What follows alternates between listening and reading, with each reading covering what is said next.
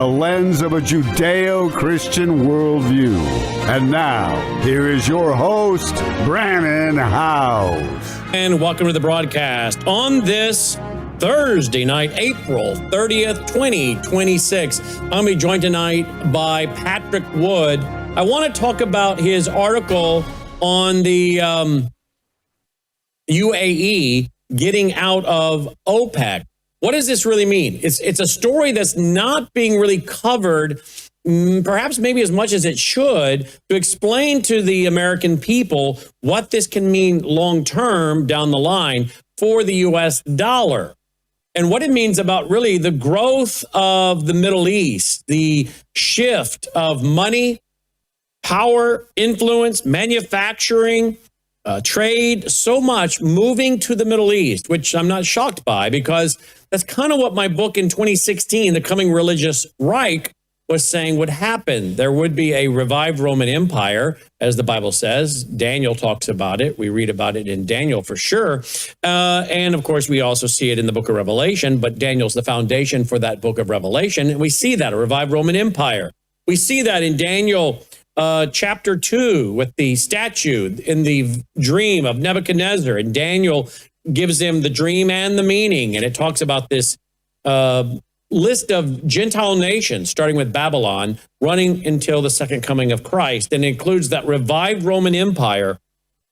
And then, of course, we know about the rebuilt Babylon. And of course, we've been talking for a long time about the Al-Fal port being built in Iraq, about 58 miles south of Baghdad is Babel, modern day Babel. And there in Iraq is this Al-Fal port.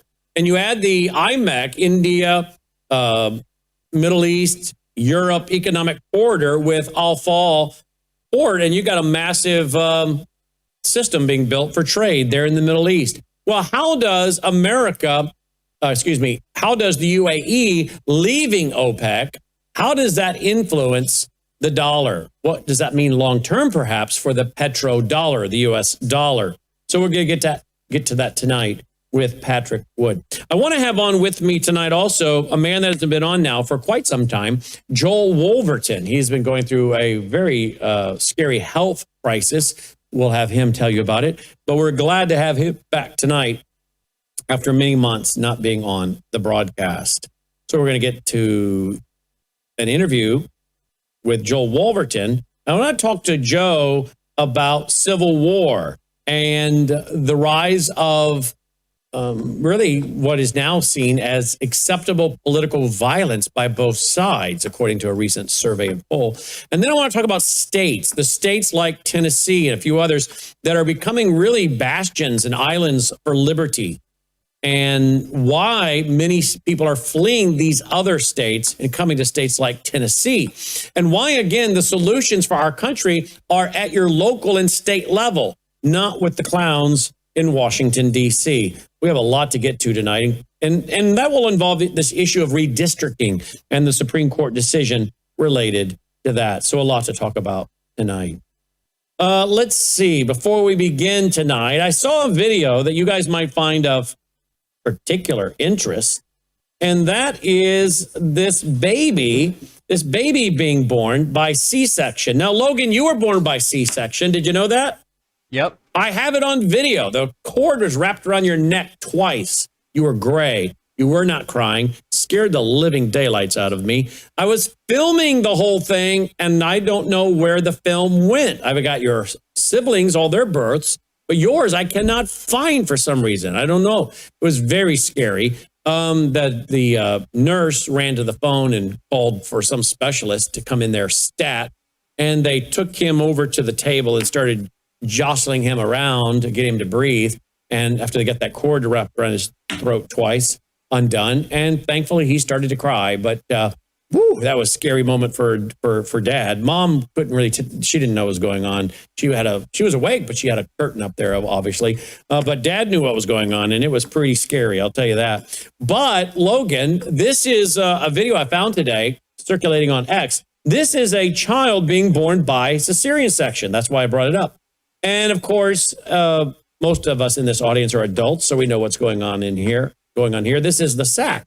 I don't know. What do they officially call this, Logan? I don't know. I don't remember in biology what they officially call this. There it is. The intact amniotic sac, AMNIOTIC. Amniotic. I don't know if I'm saying that right. Sac.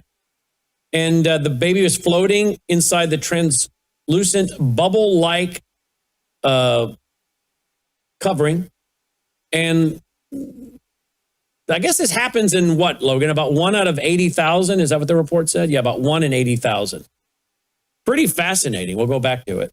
All right, I'll play the video. Look at that. You see the umbilical cord right there?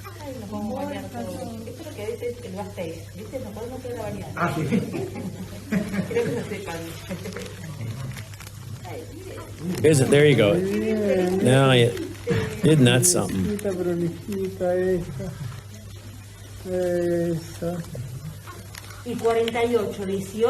That's pretty remarkable, isn't it? I've never seen that. But, with everybody having cameras these days, somebody, I guess, in the room pulled out their cell phone and started filming, and it's making its rounds on the internet. And I thought that's pretty fascinating myself. Well, there you go. Let's see. Before we get going, our first up guest tonight, Patrick Wood. Let me remind you, as I always do, we are brought to you by you. Now, this Swish for Life, this has got glutathione in it to detox your cells. We've already talked this week with Nicole Pearson, the attorney, about all the chemtrails and all the blood work coming in where people have all this lead and whatnot in their blood that they really shouldn't have. So it's really, as I've been telling you now for a few years, hard to avoid all of these toxins that are around. But you certainly, I think, should be doing something to decrease the toxins. And that's why I swish every day, as does Melissa, sometimes twice a day, with Numi. It has glutathione in it. Now, you can do an IV. It's going to cost you $250. Or you can do this, and then it gets into your system within 90 seconds. We're told that in the IV, it's broken down a little bit. But by swishing, it's in your system within 90 seconds more in its totality. And there's also studies to show that glutathione, which occurs in your body naturally, but starts to decrease around age 20, that glutathione can remove mercury from your brain, along with some of these other metals, aluminum and whatnot, thus preventing Alzheimer's, dementia, and Parkinson's. So all of that is very important. So I want you to seriously consider that by going to worldviewtube.com/sponsors and checking this out. There are 165,000 studies, folks, on glutathione and Swish for Life. You'll find it at worldviewtube.com/sponsors or swishforlife.com. Don't forget about getting your packet on gold. Gold and silver are popping back up, and well, they should, as people understand what OPEC's really doing and what could be the first of many dominoes to fall on the American dollar as the world reserve currency, the petrodollar particularly. So again, consider getting some of your assets off the bullseye, off the dartboard, if you will. Get your assets more secure and under your control versus all digital, or where you can be denied access to it with capital controls. I don't give financial advice. I give financial opinion. My opinion is you should get the free information there at worldviewgold.com. I've been working with Swiss America for 19 years now. And I highly recommend you to get their free packet finding out about how to acquire precious metals, including numismatic 1933 and older, which provides privacy, as well as putting gold into your IRA, worldviewgold.com. Of course, we have the worldviewwater.net, the water filters out all these toxins, talking about toxins. And then, of course, we have the Melissa House GPA. That's the Gatatana, one little scoop, equivalent of 90 billion plant cells. And, of course, I give half a scoop to you every day, don't I, Dolly? What are you doing, girl? I give half a come on up. I give half a scoop to Dolly. Look at this beautiful Labrador. I was just commenting on how healthy this lab is. We're not going to show her tonight? Look, do you want to be seen, Dolly? Bill, pull that. Well, I'm just going to do it. There we go. There we go. You doing all right? Huh? I was just commenting to you this afternoon how healthy you look. You're a perfect weight. You're a perfect weight. I committed with you to give you Gatatana Look how, oh, by the way, come back up here. Come back up here. Come back up here. Show everybody your teeth. Look how white these teeth are. Look, this way you can't even see, can you? Her teeth are so white, and she's going up to be 2 years next month. And your teeth are doing so, that bother you, are doing so well because that gatatana, that phytoplankton eats that junk off her teeth, keeps her teeth nice and white. But I was committed to keeping this lab healthier than any of my other labs I've ever had. She's number 6, lab number 6. And I'm telling you, I'm really happy with her weight and the food management we're doing, but also the the gatatana that we're doing as well. So check that out for you and your pet as well. I get a scoop every day. She gets half a scoop. Remember, the man that came up with this idea was growing the phytoplankton for his crayfish and whatnot, had a terminal diagnosis and started eating the phytoplankton. His daughter's like, "What are you doing?" And he's like, "What do I got to lose?" Well, after eating that for a while, he went in for biopsy, 11 of them, and they all came back benign. He had a terminal diagnosis, and he went on to live another 10 years, retired to Hawaii. And I have shown you the articles out of Canada about him many times over the last few years. I don't know if I can find it again real quick here or not, but you've seen the articles that I've put up about him out of the paper there in Canada. Well, there it is. I found it. Here we go. There it is right there. Man figures plankton stopped his rare cancer. Yeah, went on to live another 10 years. Well, out of that, phytoplankton company, Global Plankton Alliance, was born. So again, if you want to get it and take it, I have it stirred in water. I drink it for my dinner every night. MelissaHouseGPA.com, MelissaHouseGPA.com. You can also, of course, do Bella Grace. I've already had Bella Grace today. I oftentimes take it on the air, as you know, but I've already had it today. And you can get Bella Grace at MelissaHouseBG.com, MelissaHouseBG.com. That's 3 powerful ingredients. Collagen, but not just any collagen, high-end collagen. The peptides cut short, so your body can absorb 95% versus flushing 95%. Astaxanthin that crosses the brain-blood barrier to take on the free radicals. And then the cat's claw that helps with the inflammation. That's an anti-inflammatory. Then, of course, you know about MelissaProtein.com. Melissa's very excited about the MelissaProtein.com. She says it's giving her more energy, making her stomach flatter, more, just overall. She does the plankton, the phytoplankton, the Numi, the Bella Grace, and then she's doing the protein as well. So you'll find that at MelissaHouseProtein.com. Or no, just MelissaProtein.com or WorldViewTube.com/sponsors. And then finally, WorldViewTalk.com, your satellite phones, your solar generators, your bulletproof backpacks, so much over there. Just go to WorldViewTalk.com and you'll find so many things over there that you need to have. I have the satellite phone. I have the solar generator. I have a bulletproof backpack. You can even get Starlink, adjustable, portable. So if you have a cabin and you don't want to get internet installed and pay for year round, get the portable Starlink. Get the portable Starlink you can use at home and then take up there as well, wherever your lake house might be. Many of you in Wisconsin and Minnesota or whatnot have those, Michigan. And it's portable. So if you travel a lot, like in a motor coach or RV, there you go. All of it's at worldviewtalk.com, worldviewtalk.com, or worldviewtube.com/sponsors. Let's get going. Joining me now is Patrick Wood. He has a brand new article out. We made reference to it yesterday, and I want to bring him on to talk about it. The article is entitled, Boom, United Arab Emirates exits OPEC, the end of the petrodollar and the rise of IMEC. Of course, IMEC is the India, Middle East, Europe Economic Corridor. Patrick, welcome back. This is a big story, and I think it's a story that goes over the heads of most Americans, and we're here to break it down so people understand why you started it out with boom, explanation point. I understand this is a big deal, correct me if you think I'm wrong, because now the United Arab Emirates can pump as much oil as they want.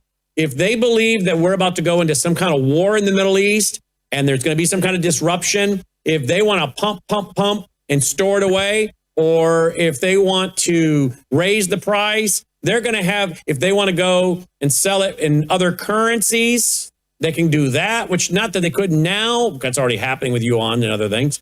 But this is breaking up a whole system that has helped to lift up the American petrodollar. And if we no longer have the American petrodollar, them using and obtaining dollars overseas for the purchasing of oil, all of those dollars are going to get dumped. They're going to come rushing back to our shores because they have no reason for them anymore. And you think we have inflation now, which was reported today to be at what? Something like 3.5% higher inflation for March. Is that the headline I have here? I saw today. Yeah, the Hill. Inflation spikes 3.5% in March as Iran war drive prices higher. If you think we got inflation now, you've not seen anything. If they dump the dollars, the world reserve petro currency, and those dollars come rushing back to the shores. True or false? In all fairness, the dollar has not been removed as a payment mechanism yet. It probably will soon, but right now, the UAE will require dollars to buy their oil, and they'll continue the recycling process for a time. But this signals a change in the world structure of how energy is going to be bought in the future. And remember, there have been other countries that have withdrawn from OPEC over the years, or recent years. Not significant countries, but the UAE is the third largest producer in the Gulf states, actually in the world. And so their shifting focus is a huge deal.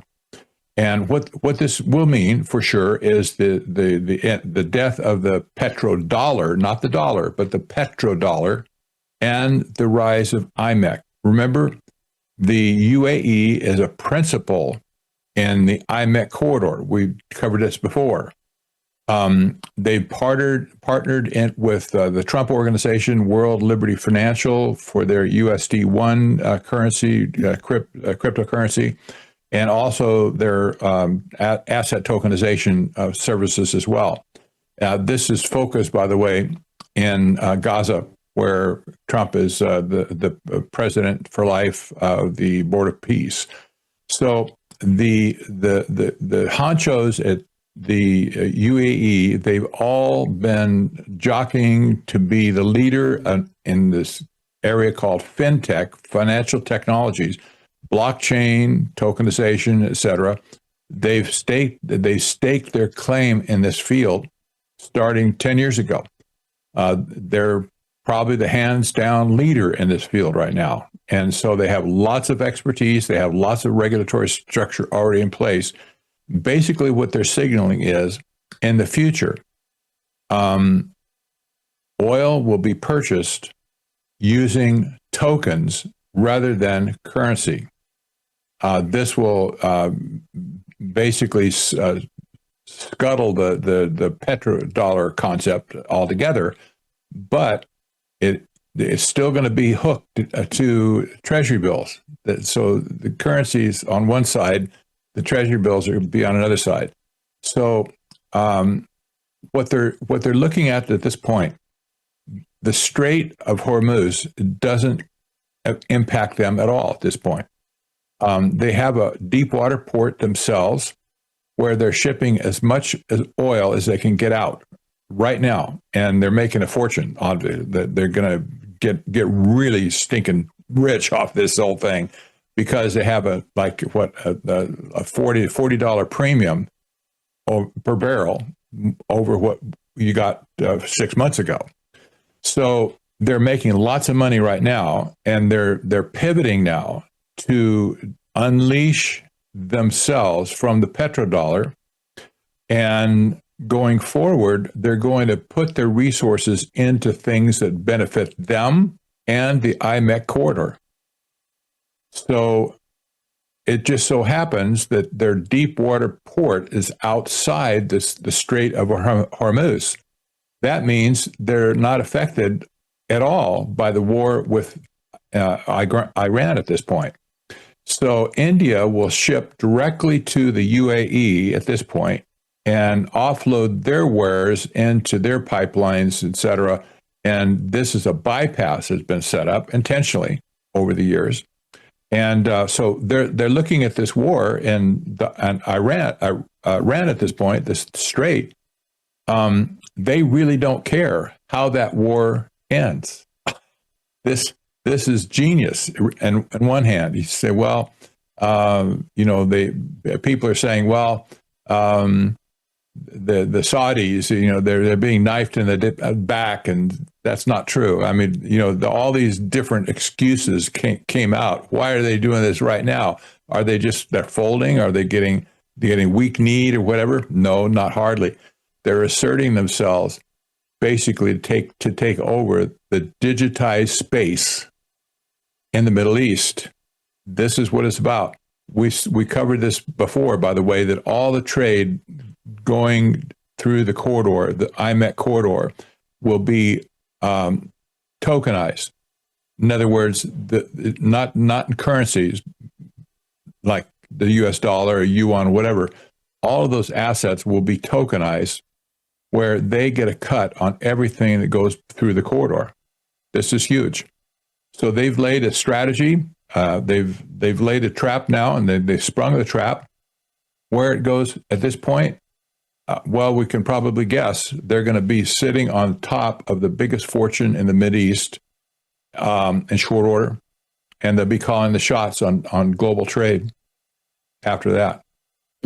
So this is basically the first domino to fall. Yes, absolutely. This is in the petrodollar for the life of the petrodollar. Well, yes. Remember, we've been talking about the IMEC corridor. That will change everything in the region, and the dollar will be unhinged at some point, and the idea of tokenization is going to take over the whole space at this point. Not only in Gaza, where all the land and resources in Gaza will be tokenized, but also the oil at some point will be tokenized as well. And they set all of this structure up in advance. So if they wanted to throw the switch, if you will, and demand payment in tokens, they already have their own token in place. They have their crypto exchanges in place to launder money, if you will, to give them their tokens that they want, and they're set. Now they haven't flipped that switch yet, but they will in short order. So this is a huge story that the whole world press doesn't get at this point. I haven't seen any other analyst describe it and relate it to the IMEC corridor, but this is obvious, in my opinion. This is obviously what's going on here. They're making a play to be the big fish in the IMEC corridor. So how do you think this impacts where we're going long term, as far as the rising of precious metals, the breakup of the U.S. dollar, moving maybe more quickly into crypto or stable coins, whatever you want to call them? Does this accelerate any of the process? Well, my premise in this book, it's backwards, the new economics of technocracy. I made it very clear on this. We're headed towards an asset-based economic system. Mm-hmm. I disappeared. Okay, we're going to see the end of debt at some point, where it'll be wiped off the books, and we'll be headed into an asset-based economic system. Mm-hmm. What that will look like is basically Sharia banking or Islamic banking. They don't allow any debt in their systems. Everything has to be backed by assets, and this is what tokenization is all about. Tokenization is the biggest thing that ever hit the world at this point. Larry Fink said just recently, repeatedly, that anything that can be tokenized in the world will be tokenized. We also saw the New York Stock Exchange just recently came out and said, we're going to tokenize the entire value of all the stocks will be tokenized on the New York Stock Exchange. Wow, that's just huge. This is not futures at this point. This is happening right now. So when the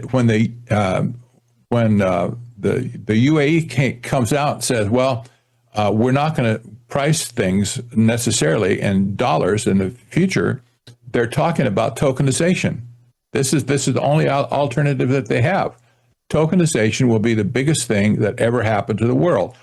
When you wrap in 1.8 billion Muslims in the world who are already hooked on asset-based system into the Western system that's being flipped right now by people like the arch technocrats in Washington D.C. They've privatized the tokenization system in America.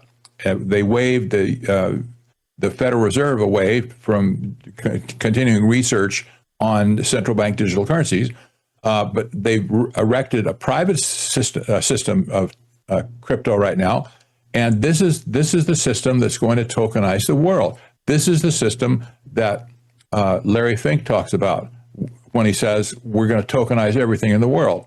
Well, all assets that would start with oil, by the way, that's a huge asset.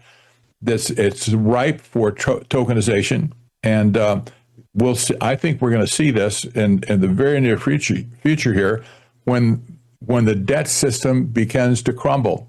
The asset system will take over. The tokenization system will take over. So well, I'm also kind of thinking then, correct me if I'm wrong, from what all you're saying, is that this isn't so much about oil as it is strengthening the UAE as not making all of their money from oil, but making a lot of their money as a hub of global trade. Is that right? That's part of it for sure. But remember, the global economy, and our economy as well, runs on energy. If we don't have energy, everything crumbles. Mm-hmm. If we have excess energy, things are happy. Industry is happy. We're happy when we don't have to pay, $500 for a heating bill or whatever. So energy is a thing that makes economic activity possible in the first place. The early technocrats understood that impeccably. They understood that if they had some way that they could regulate the use of energy, they would be able to control all economic activity and all output as well. So this system hasn't changed in that sense. Control energy, you can control everything in society. Now they've gone global. So in other words, if the United States, if you control energy, if you control the trade routes, if you control the infrastructure, you control the world. That's right. That's exactly right. Which really, again, from my perspective, it's a big story. Yeah, it's a huge story. People are largely glossing over it, if even talking about it. But that's why we do what we do and have people like you on the network. But this is exciting to me as a guy that teaches on and tracks the Bible with Bible prophecy and the news, because I've been saying for the longest time, like in my book, 2016, The Coming Religious Reich. Yeah, there's going to be world government centered, a Eurocentric world government, and there will be a revived Roman Empire, and there will be a rebuilt Babylon. And when you go and you look at IMEC, the Al-Fal port running through Iraq, how the two connect, some of the same investors in IMEC, or one of them, I think, being the UAE, is involved in IMEC and Al-Fal port as investors. So you can now see that region of the world, as we've been talking about the last several weeks, becoming the global center of commerce, wealth, money. Everything is moving to the Middle East. Agreed? You're exactly right. This is the major implication that when we talked about the IMEC corridor in the first place. This is one part of the story, right? This is new. This is a new thing. We didn't talk about this before. We didn't know. But at this point, you can see if you had a heat map on the whole world to measure where the money's flowing, you'll see that it's flowing into the Mideast at this point. The control systems are being erected in the Mideast, and the method of payment for global trade is centered in the Mideast now. It's unmistakable that the wealth of the world is going to be accumulated in the Middle East. And it already is, but it's going to increase in that effort in the future. What does that mean for Babylon? Well, we can't directly tie that to IMEC, but you know there's just a few hundred miles north of the Strait of Hormuz. That has to be settled for sure. The getting the strait open, because if you don't have that open, you can't put any trade routes to towards Iraq at that point. So that's an issue. But there may be two different reasons why Trump even wants to keep the port open or closed. Just listen to this. If the idea is to keep the port open to make the oil flow to every nation on earth, well, that would be a good goal, actually, because nation states are starving right now for energy. On the other hand, considering the collaboration that Trump has already had personally with the sheiks in the UAE, they're basically in bed with him on World Liberty Financial. You can see there's possibly an incentive for Trump to keep the strait closed as long as possible to force or let the UAE to do its maneuvers, if you will, to secure its position in the pecking order on global trade. This is, I'm not going to speculate any further on that, but I'm just saying there possibly are two different motives vis-a-vis the strait. Keep it open, keep it closed. Take your pick. It is what it is at this point. Well, if you start looking at the amount of money that's flowing into the Middle East, I mean, I just went over to the State Department website, which anyone can do at state.gov. 2025 investment climate statements, United Arab Emirates, and you start reading about what they're doing. The United States is the leading destination for UAE investments. In March 2025, the UAE committed to a 10-year, $1.4 trillion investment framework focusing on AI, frontier technologies, energy, and manufacturing. This investment framework was in addition to considerable cumulative investments of nearly equal size that the UAE already had in the United States. The UAE serves as a major trade investment hub for the Middle East and North Africa, increasingly for South Asia, Central Asia, and Sub-Saharan Africa. Goes on to talk about what they're doing. And again, you start tracking the amount of money, and this is just the UAE. You start talking about what Saudi Arabia is spending and some of these other countries, and you're talking about a massive amount of money, trillions going into that area, trillions. And you see that they're getting more and more into AI, into finances, yes, into manufacturing. It's not just about oil. That's the point I don't think we're driving home hard enough. This is about more than oil, as you've already said, it's about energy, but it's about AI. It's about finance centers now. And if you're going to see Revelation 17 and 18 come to pass, where that's the world center for world government and all the merchants of the world, as described in Revelation chapter 18, are over there just making money hand over fist, then you've got to see these things happen. It can't be just about oil. Because remember that they're trading in what? And you go to Revelation chapter 18, it starts describing all the high-end goods they're trading in. So it has to be about more than oil. And now you see they're moving for global trade, shipping routes, artificial intelligence, finance, manufacturing. This has to happen for what's described in Revelation 18 to come to pass. And I don't remember in modern times when this has ever happened. And it's all lining up at a time when America is decreasing economically, militarily, and these other nations are increasing. Many of them that are mentioned in the last days in prophetic scriptures where America isn't. That's not just coincidental, Patrick. You're right. And I have to stress, the UAE has been wanting to be the leader in this industry called fintech. That's financial technologies at large. Mostly blockchain, mostly cryptocurrencies or tokenization. They wanted to be the leader for a long, long time. At this point, they're emerging as the leader in that area. They have the technology, they have the AI, they have all the resources they need. And you have to look at it this way. They engineered, and in the first place, they funded it, they regulated it, and timed its maturation to coincide precisely with the moment the petrodollar architecture has been scuttled. So when you talk about fintech at this point, what they've discovered in the UAE, they could sell all their oil and make a bunch of money. They're not going to be happy with that in the end, but if they can get their hooks into global trade and charge a fee for everything that goes through their country, they're going to make much, much more money off that than they will off their oil. So it's just not about selling oil at this point. They figured out a way how to capture a revenue stream on tokenization. This is why Trump has been involved with it, with World Liberty Financial. It's a cash cow.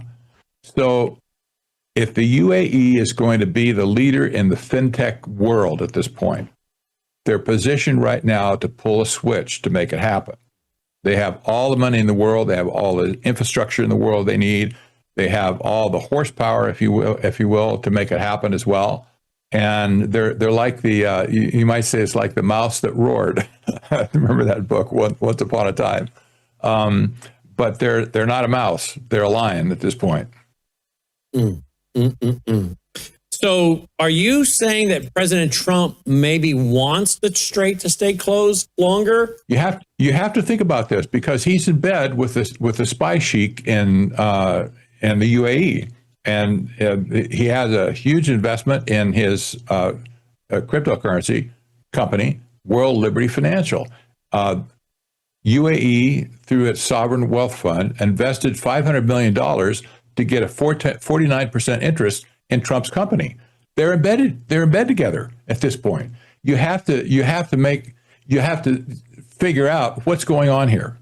I can't say for sure, but Trump may well have an idea. Hey, I can help my friends out here by just keeping the strait closed for a little bit longer to let them, execute their plans, basically to kind of take over the fintech industry, if you will. And I'm just saying that's a possibility.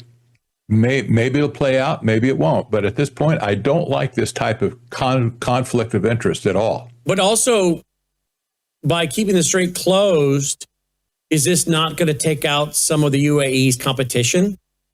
In other words, how long can some of these countries and oil producers and oil exporters survive? Is the UAE not maybe rooting for this because they're going to just take out some of their competition, right? And those competitions are other countries, and especially on Iran, because Iran's storage facilities are almost full, and if they can't get the oil out of their country and their storage gets full, that means they have to shut the wells down. You just don't restart those wells once they're shut down. And so it could take months, if not years, to start the flow of oil where it was before. So, they're hanging by a thread at this point. Obviously, you have to figure that UAE gets this picture. If somehow they can shut all the flow from Iran, that was probably their biggest competitor at this point. Yes, it would be hugely beneficial for them. Which means if you have less supply, you have higher prices. So they're going to have a higher profit margin, UAE will, in their oil production and exporting. Exactly.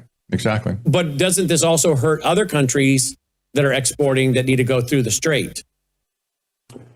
Well, yeah, obviously it does. They're going to be hugely impacted, and they already have. Everybody in the world is talking about the energy shock that's going to be coming, and there will for certain companies, but the countries. But for the countries that buy oil from the UAE, they're going to be in good shape because the UAE is pumping like crazy right now. They're loading ships and they're sailing. So, you have one source of oil. The Saudis have also been able to get some of their oil out as well, but especially Iraq oil and Iranian oil, that's like embargoed right now.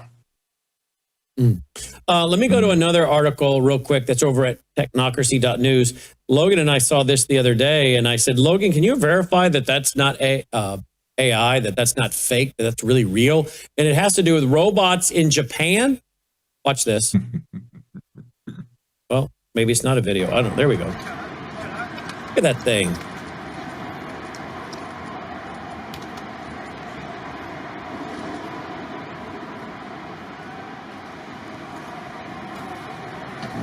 So this is Japan is using these robots to help load cargo. He's waving at somebody, telling them. That's a signal that he's done, right? That the hand wave is, I did it, I'm done. So, wow. Yeah, watch him now. He's watching it go in. And when it's all done, he'll raise his hand. I'm done over here.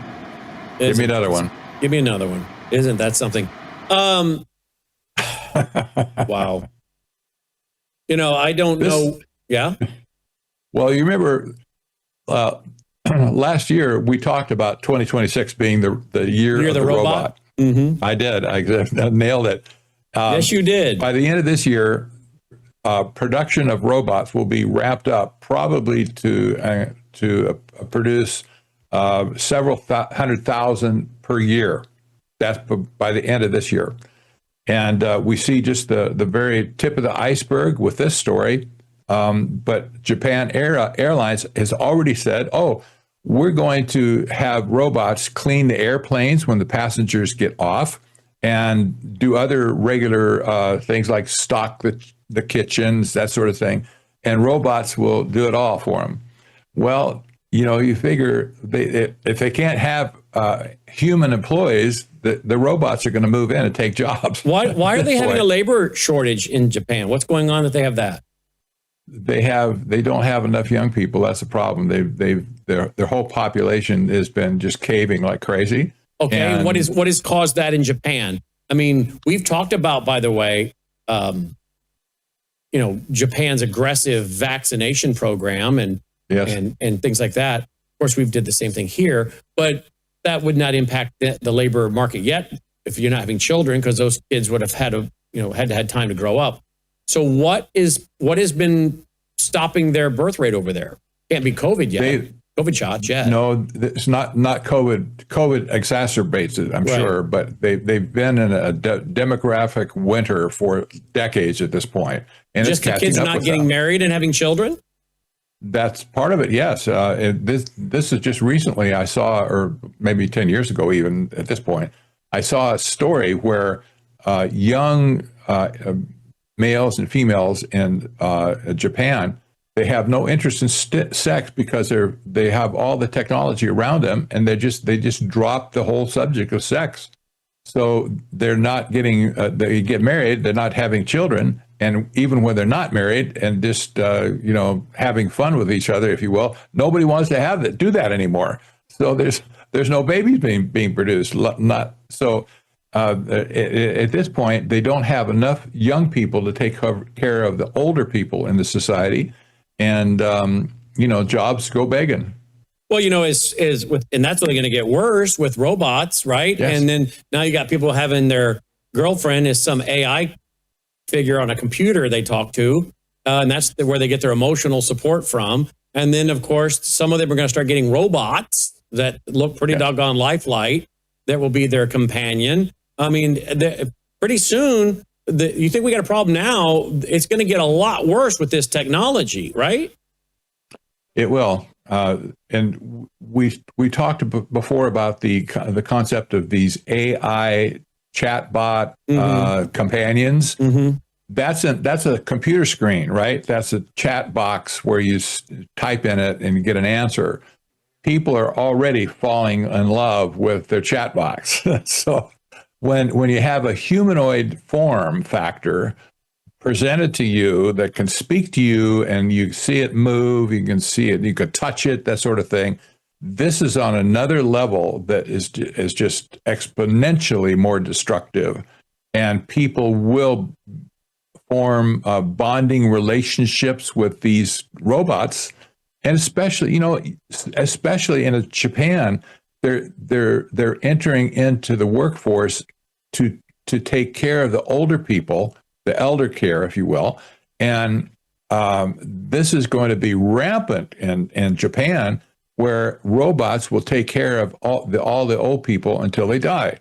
Well, the old people can bond with their robots, and they can talk to it. They can bring me a glass of water, or I fell, I can't get up, whatever, and the robot will take care of them. And this is so disturbing that the whole industry of elder care is going to be run over by robots. But as you can see, it's going to happen that way. Wow. Isn't that something? Technocracy.news. Here it is, the website, technocracy.news. Get there, read all about these different stories, including the two we've been talking about tonight. There they are right next to each other. And his brand new book, give us the title again.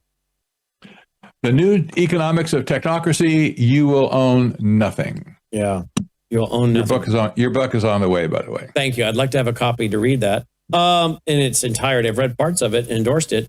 AI, how AI is forcing headcount reductions. It's a brand new article over there as well. That's something else. And they're really ramping up the production. Tesla and the rest of them, massive. All right, we're going to keep covering it. It's a big story. We'll keep covering it through the year and into 2027. Thank you, Patrick. You bet. God bless. We'll be right back, guys. Go to worldviewtalk.com. Get your satellite phone like I have, because you know what? China is in on our power grid. That is a matter of proven fact.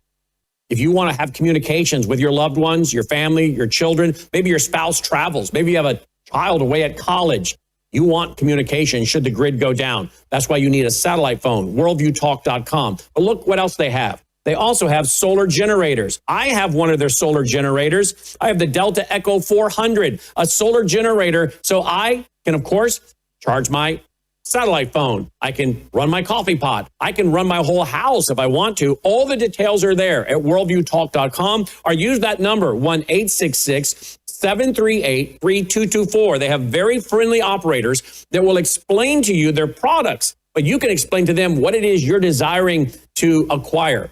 How much electricity are you wanting to generate with this solar generator? Well, they'll tell you what size you need.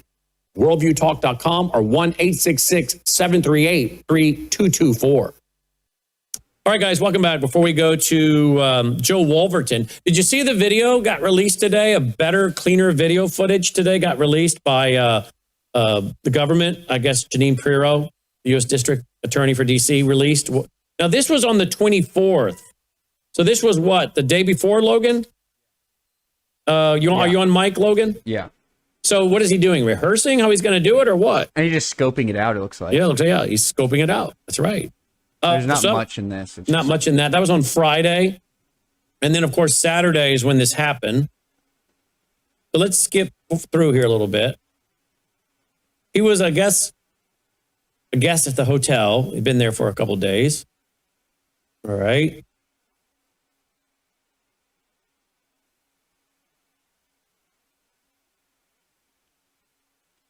This is now the 25th. All right. Now, this is on the 25th right here. Yeah. So they're taking all the metal detectors down. That circle there he is right there, top left on the 25th, walking into that room. Does he have a backpack or anything, Logan? No, if you go back to the one of him in the hallway, he just it sure looks like he's got a backpack on his back or something. So his arm is held. Go back. Yeah. Keep going. That's him right before then. That's right him before. So he doesn't have anything on his back. He's just wearing a long coat. Yeah. Interesting the way he was holding his arm. All right, so we're going to go back. There we go. Okay, so we'll wait for the circle to pop back up. There he goes. So we're going to watch him walk into that room. Look, there's a Secret Service guy there with a dog. See the dog? You can barely see the legs of the dog, but there he is, and the guy's got the leash. So I wonder what's being said with between those two guys. I'm going to back up and play it right there, because how long does he stand there and talk to that guy? Probably 15, 20 seconds, maybe.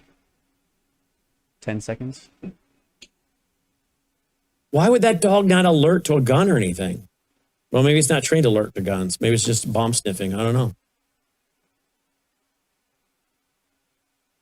All right, there he goes. He's running through. Now, pay attention. CBS News, I can show you the article, says that that agent on the bottom there, the left bottom says police, and then it says Secret Service. He reportedly fired 5 shots and didn't hit him one time. I think somebody, I'm probably not the best shot in the world, so I don't want to be critical here. And stuff happens in real time, but this is really close gunplay. Logan, I don't know, I was saying this long before you came around. The average gunplay takes place within like 8 to 10 feet, number one. And number two, I have been told, even by police officer buddies of mine, that you'd be shocked at the number of police officers that if you zig and zag, they wouldn't hit you because they're just not good shots. I don't know if they're not doing enough training or practice, some of them, or what. But watch this. Watch this guy. He's about to let off 5 rounds. Okay, so here he comes. There, look. He did. I'm not being critical of the officer who gets shot with that shotgun in the vest. I'm just saying, I'm really shocked. It shows you again, this is not an easy job. It's not always easy to hit. And when you do see some of these people drop these guys, like that guy in that church service a couple years ago, drop that guy from across the auditorium. Well, that dude was an instructor. He clearly was practicing a lot. But watch this guy. But he does respond quickly, though. Watch. He sees something going on. He's going to watch this. He's just kind of swaying back and forth, talking. Okay, he didn't take long to respond and get his gun out. Look at that. Right, now watch the end of the muzzle. Boom. I'm going to see if I can back that up, Logan. Go forward. They slow it down. They do slow it down? Yeah. You can see the muzzle shot. 1, 2. Man. Just go to the slow down. Okay. Go like a minute up. All right.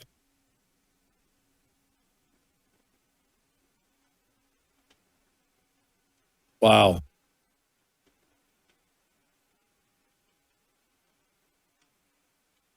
All right. Playback speed decreased to 35%.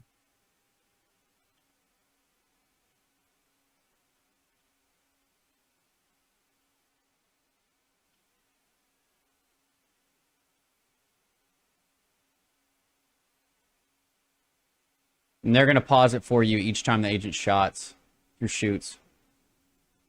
All right. 1. Shot fired. You see the muzzle right there. Boom. 1. 2. 3.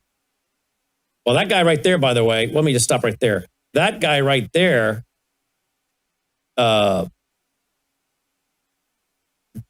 he was right in the line of fire, Logan. Yeah. What are we on, 3? Yeah. 4. And then there must have been 1 off camera. Yeah, and then 1 off camera. Because CBS reports 5 shots. And that first freeze before the first shot was the shooter shooting. That first freeze, let me go back for that one. That first freeze, okay. You went way too far back. No, well, you can go farther up.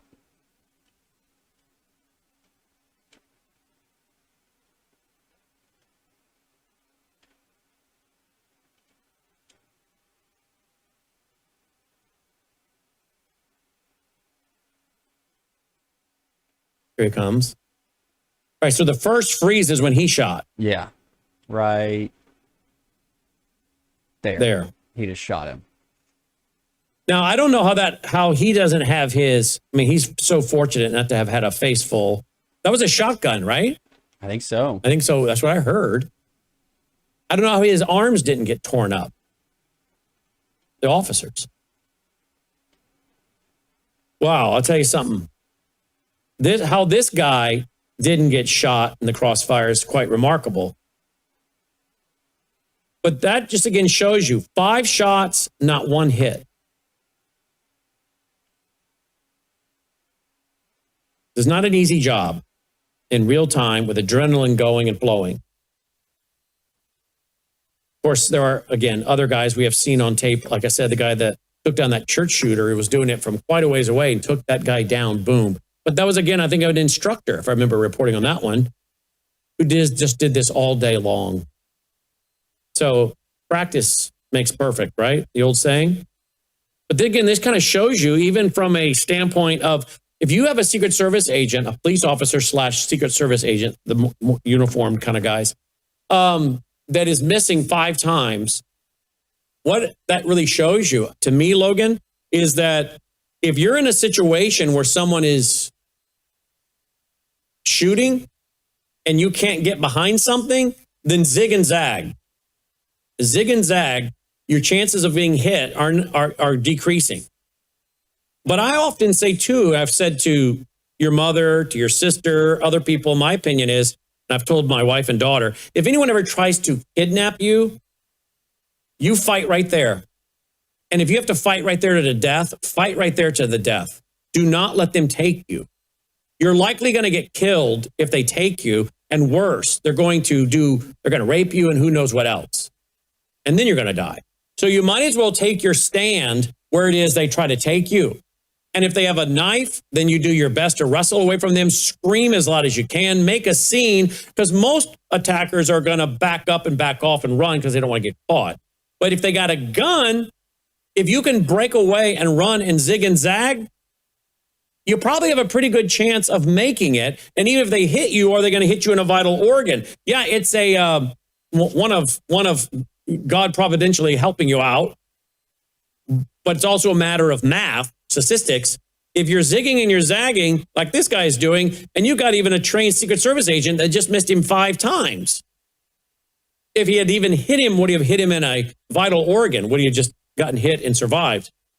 And so I always said to my family members, you never go with someone. I don't care if they produce a gun or not. You do your best to break away, scream, holler, carry on, run, and zig and zag. They're either going to bolt and run themselves and never fire, or if they fire, the statistical chances of you getting hit may not be as high as you think, and getting hit in a vital organ. And right there is a good example of it. Those are close quarters. The guy's coming at him and going by him and then away from him, and he still misses. So if you break free and you zig and zag away, you're a moving target.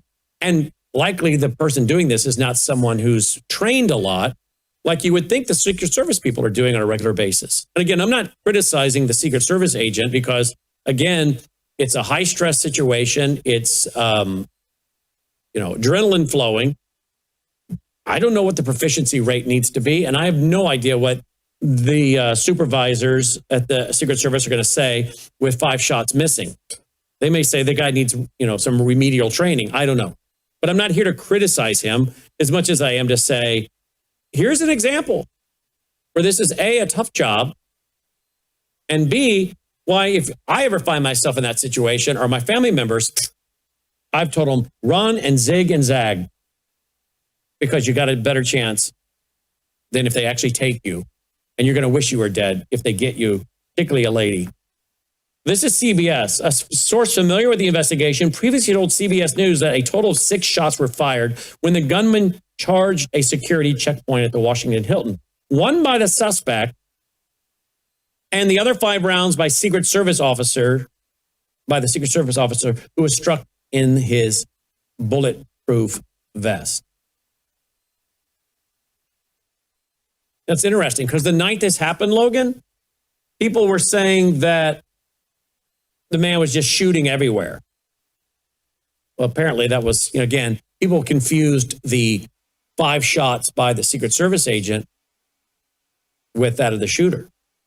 Now, and he said in his manifesto he wasn't trying to go after anyone other than administration officials. But remember that night we were reading reports by people on the scene saying he was shooting everywhere? Yeah. Usually the first reports are wrong. And it does say here, the CBS report, Logan, does say the guy fired his shotgun. I would like to know if the Secret Service agent was shot at all in the arms. It said that he was shot in his vest, so I'm assuming none of those pellets from the shotgun blast hit him in the arms, which in itself is quite remarkable. When you realize he puts his arms up to bring up his own gun, and he doesn't end up getting an armful of shotgun pellets. Go back to that real quick. I have it on the screen. Yeah. How on earth did that not happen? So that gentleman is very blessed.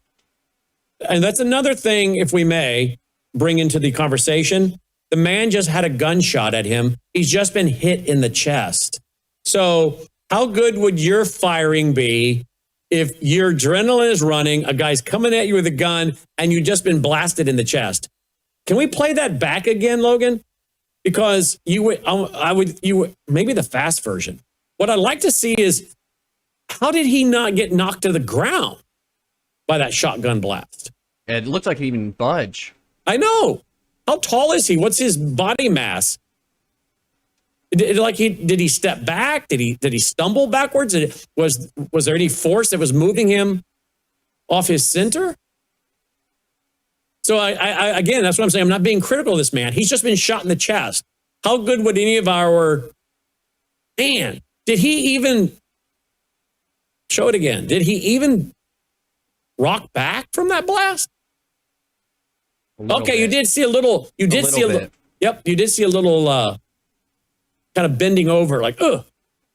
Okay, so he, I'm guessing, had some of the wind knocked out of him, and now he's trying to take straight shots, accurate shots. Not easy. So nobody's being critical of the agent, but I am also I don't give advice on what you do if you have in this situation. I'm just saying, I've told my family over and over the years, fight them off, fight there, die there versus die somewhere else after they've done who knows what to you. And if they've got a gun, break away, zig and zag. The chances you getting hit are maybe lower than you think. And getting hit in a vital organ has got to be, again, lower maybe than you think. And here we have a Secret Service agent who doesn't bring one shot onto the target. But again, he did just get shot himself in the chest. Thankfully, he had his vest on. Fascinating footage tonight, Logan. What do you think of it? Yeah, it's pretty crazy. And, the other thing, too, is all the other guys that had guns drawn, apparently none of them fired. What was it? They were looking at downrange. And, of course, obviously, they're responsible for where that bullet goes. So they obviously felt it wasn't safe to shoot. It all happens very, very fast. I'll tell you that. Fascinating footage out tonight. Joining me now is Joe Wolverton. Joe hasn't been on in a while because Joe has been going through a health crisis. And maybe you can, and I hope you will, join me in praying for Joe. He's come a long way. We're thankful that the Lord has brought him back to where he's able to be up there at the desk, sit at the desk, do radio, do TV, and join us. But he's still got a ways to go. And I'm going to ask you to join me in praying for Joe. Joe, welcome back. Thanks for being with us tonight. Before we get to all of these topics like the Supreme Court ruling on redistricting, a constitutional reflection on the use of force in Venezuela, how close are we moving towards civil war, all of the kinds of questions I have, the constitutional convention, and so much more. Before we get to all that, give our audience an update on where you're at with your health. Sure. I have end-stage renal disease. I'm 56, and for that disease to occur, it's rather young, but it struck me suddenly. About a month ago, I couldn't take a single step without losing my breath, and being so dizzy, I had to instantly sit down. I passed out, for example, at the eye care, getting my eyes checked. Fortunately, the doctor there was a big, strong guy and got me up, and everything went well. But I'm off chemotherapy now, and that's a big thing. And I'm now just on dialysis 3 days a week, and we're trying to get that to where I don't have it. That's the ultimate goal, is to get off dialysis. But right now, walking is a great blessing, and I give thanks to the Lord with every step. Literally, I give thanks to Him, and I appreciate all y'all for your prayers. I know the prayers of the righteous availeth much, as we are told in the scriptures, and so I appreciate your prayers.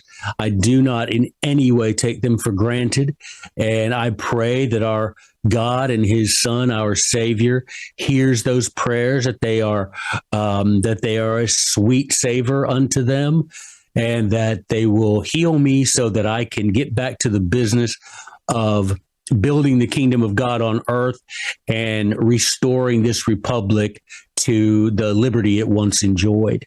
So thank you for your prayers and for your faith on my behalf. You bet. We'll ask us to continue to do that. All right, Yes, Joe, sir. let's go Yes, to, I got so many places to go, but let's start with a recent survey. I've asked the other guests the other day about this one, and I want to ask you. Okay. Survey is showing that violence is being now considered justifiable by a big percentage of the population on both the right and the left. We are seeing that there are members of different political offices, whether governors, whether members of the House or the Senate, whether it's the former FBI director, James Comey, putting out that picture that he did, that he's now been indicted for the second time now, this 86 shells, you know what he was doing. I mean, this is the kind of thing I was saying to now two different guests. You're the third. This is the kind of behavior that didn't go on when you and I were growing up in the 80s, and we were cutting our teeth and watching the politicians and tracking the policy issues, because most of us have been political policy junkies since junior high, high school, if not before. So we just didn't see this kind of decorum. We kind of watched and knew there was a decorum that was expected, that was appreciated, and that was practiced, whether it's Tip O'Neill with Ronald Reagan or any other examples we can give. We are in a whole new era. Now, I know that we can go back to the Founding Fathers days, and maybe you can give me some examples where these guys were at each other's throats. We know that some of the people also were doing this in times later, like to Andrew Jackson, going after him and his wife, accusing her of bigamy and other things. So not that it hasn't been nasty, but in modern times, you didn't see FBI directors, former FBI directors, running around engaging in this kind of gaslighting.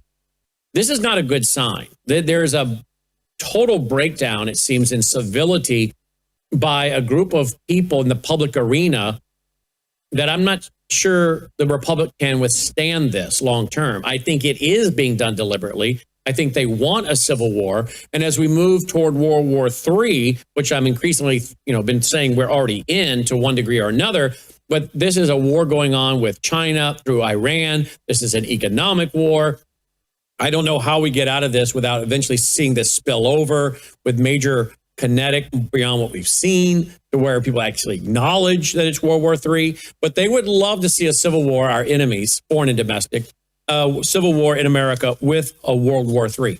So what do you think when you hear me discuss this and this poll that shows that political violence is now being readily accepted as legitimate by both sides of the aisle among a certain percentage? Well, Brennan, I think that, first of all, I think everybody feels pushed to their limits. Montesquieu once wrote that power will continue to expand itself and grasp for more and more power until it runs up against some limit. That's the word he used. I think that people in America, both Republicans and Democrats and everybody in between, are feeling pushed to the limit. I feel that they look at these politicians, they recognize that there are pedophiles and Satanists on both sides of the aisle, and they feel unrepresented. And they feel disenfranchised with the fact that, for example, we don't really know who won the election in 2020, right? I assume Donald Trump did, but he didn't serve as president, right? And so I'm thinking that with the lack of election integrity married to the complete satanic behavior of representatives of the people on both sides of the aisle, I think that people feel pushed to their limits.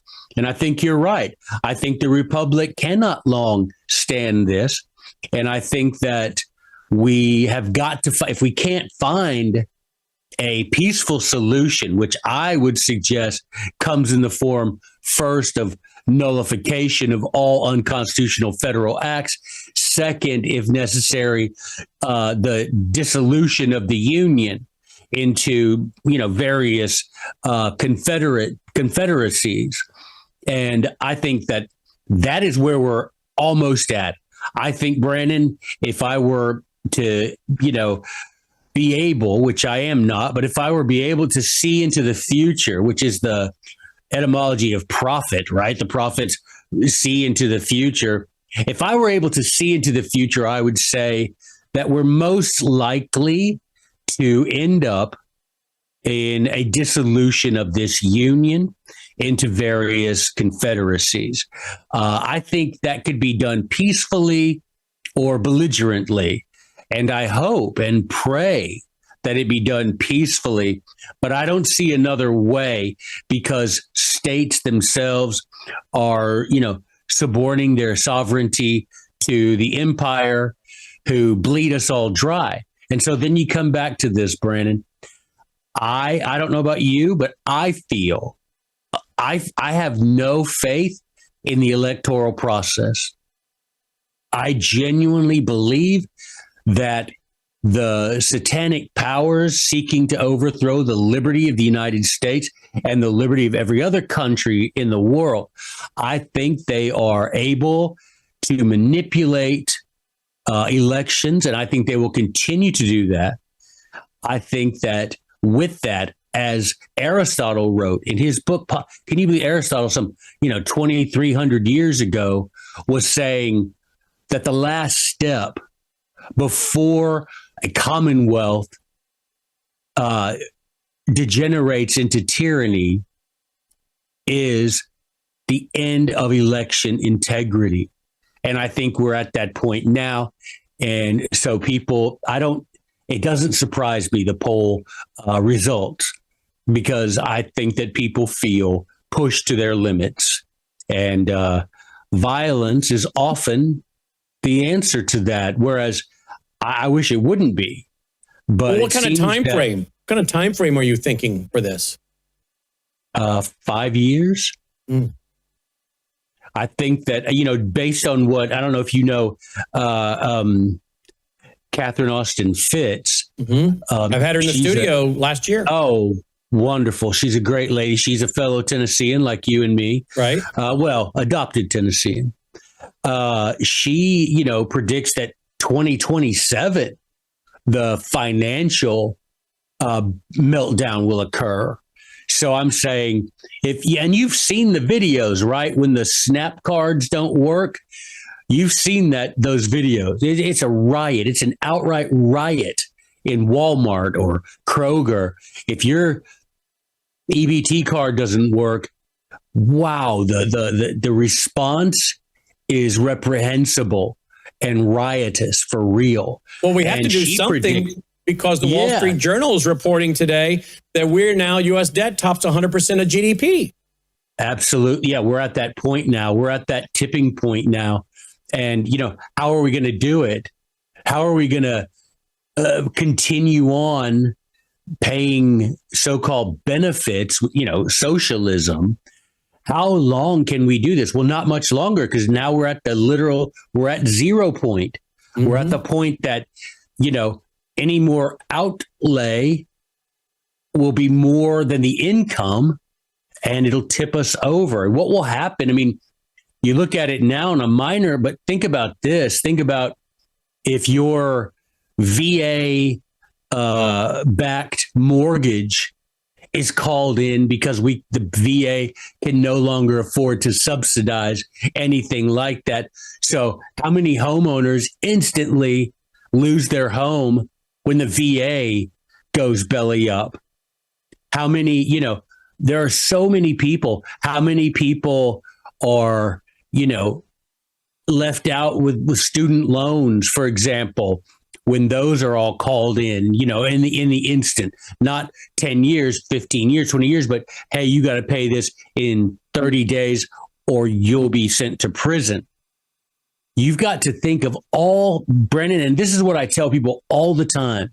Please, in the name of everything you hold holy, consider the manifold permutations of the empire's grasp on this society.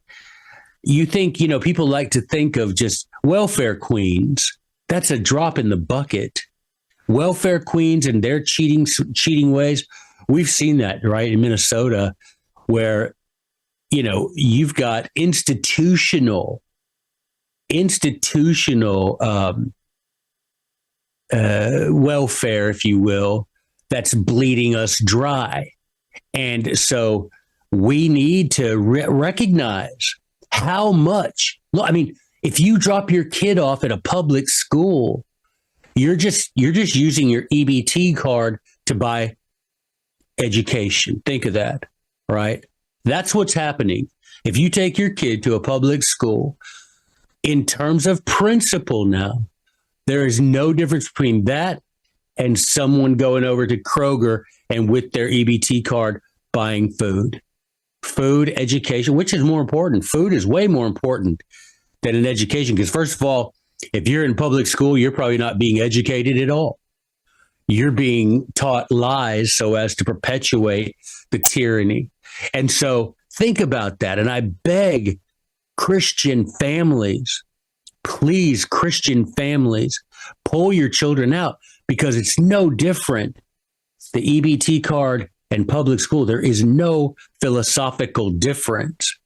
And the problem is, and I see it this way, if you go to Kroger with your EBT card and buy some food, you might, depending on the person, you might actually get nourished by what you buy. You send your kid to public school, please forgive me, ladies, for saying this, but there's no way in hell, and I mean in hell, because he is the God of this world and he's making that clear. There is no way that your kid is being taught principles that you would teach him, that you wish he were taught. And so we've got to think, Brandon, we've got to, as conservatives, if you want to say that, I hesitate to even use that word anymore. But as Christians, please think of all the permutations of welfare and extract yourself, divorce yourself as much as possible from any reliance on any federal subsidy. If you're a business owner, please, I know it's hard. Believe me, I've owned a business and I accepted no federal money. Even during COVID, I accepted no federal money for me or the people that work for me. No COVID money.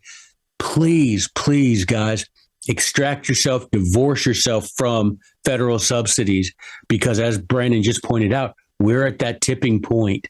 And what does Catherine Austin Fitts say is going to happen? What you were about to go there and then I interrupted. Right. Oh, Catherine Austin Fitts, she predicts that in 2027 that the financial markets will go belly up because the digital ID will become prevalent, and governments will require they will convert your accounts held in FDIC insured banks.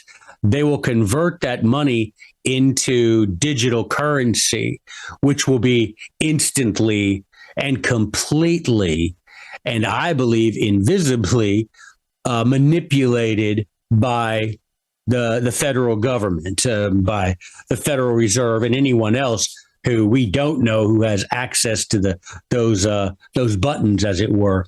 And so she predicts that. And then, of course, that will lead to mass poverty, because she predicts that the next step will be the government deciding whether or not you're allowed to use that digital currency for the particular purchase you're trying to make. So, Brandon, if you and I know you, I know you very well, and you know me. If I go down to buy some ammunition and I give my debit card or credit card or whatever, and they say it's rejected, there's not a damn thing you can do about it. So what do you do? What do you do? You go to buy a gun. You think about anything. If you go to buy a Bible, if you go to buy anything that the powers believe is unsuitable, they will prevent you from doing it by controlling this digital currency. Is that going to be the tipping point, Joe? Is the tipping point going to? I believe yes. When a man has nothing left to lose, he has nothing left to lose. So at what point does the average American say they have bled off my ability to live with massive inflation?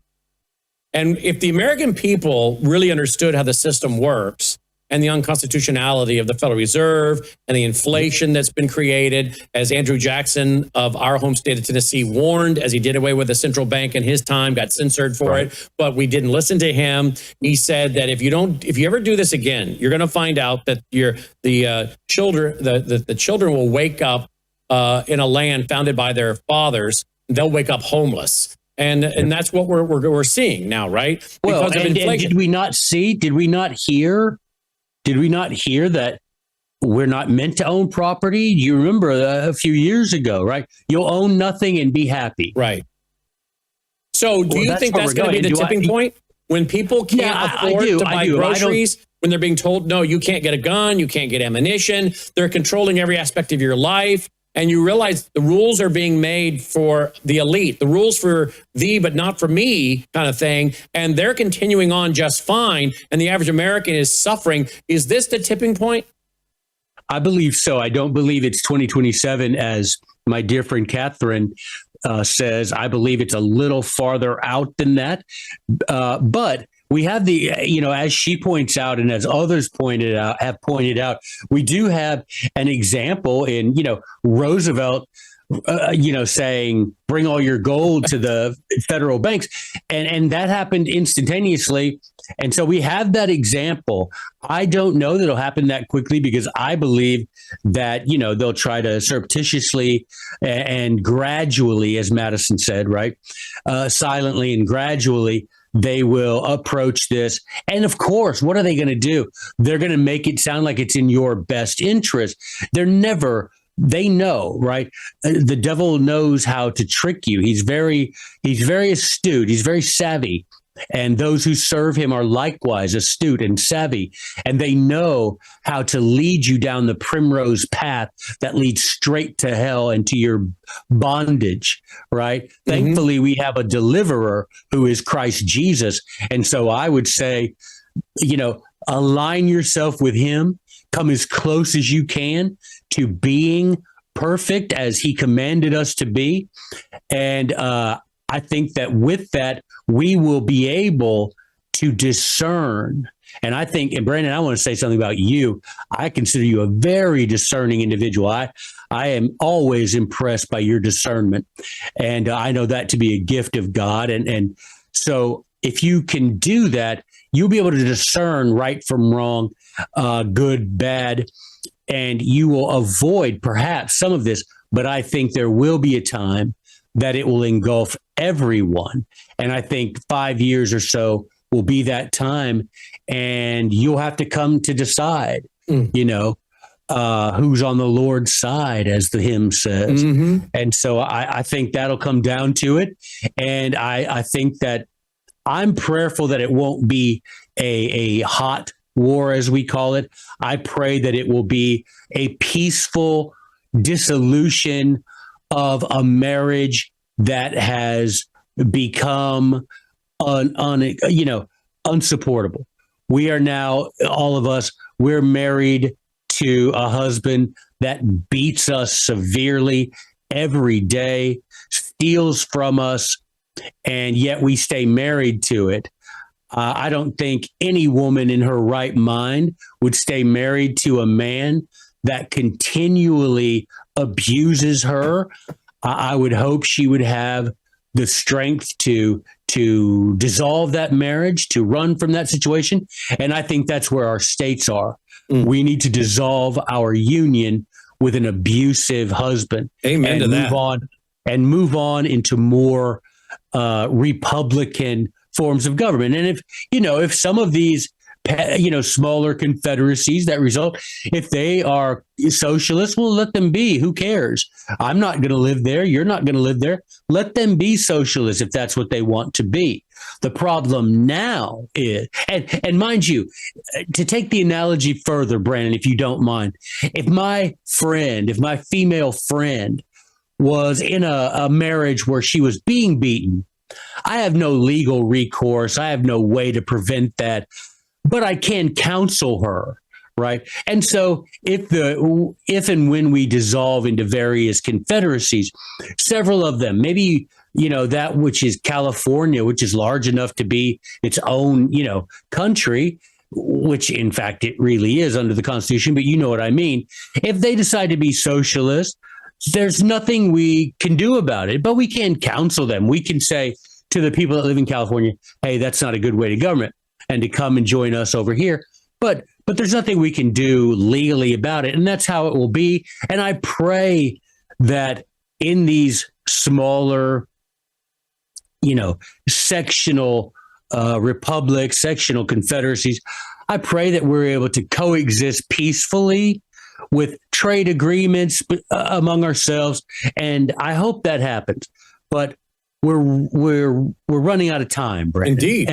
And we see that. We're running out of time. Look at what the mayor of Seattle. I mean, this woman is crazy. I can't believe the people that have gotten elected. And I don't think some of these cases, I don't think these people really won.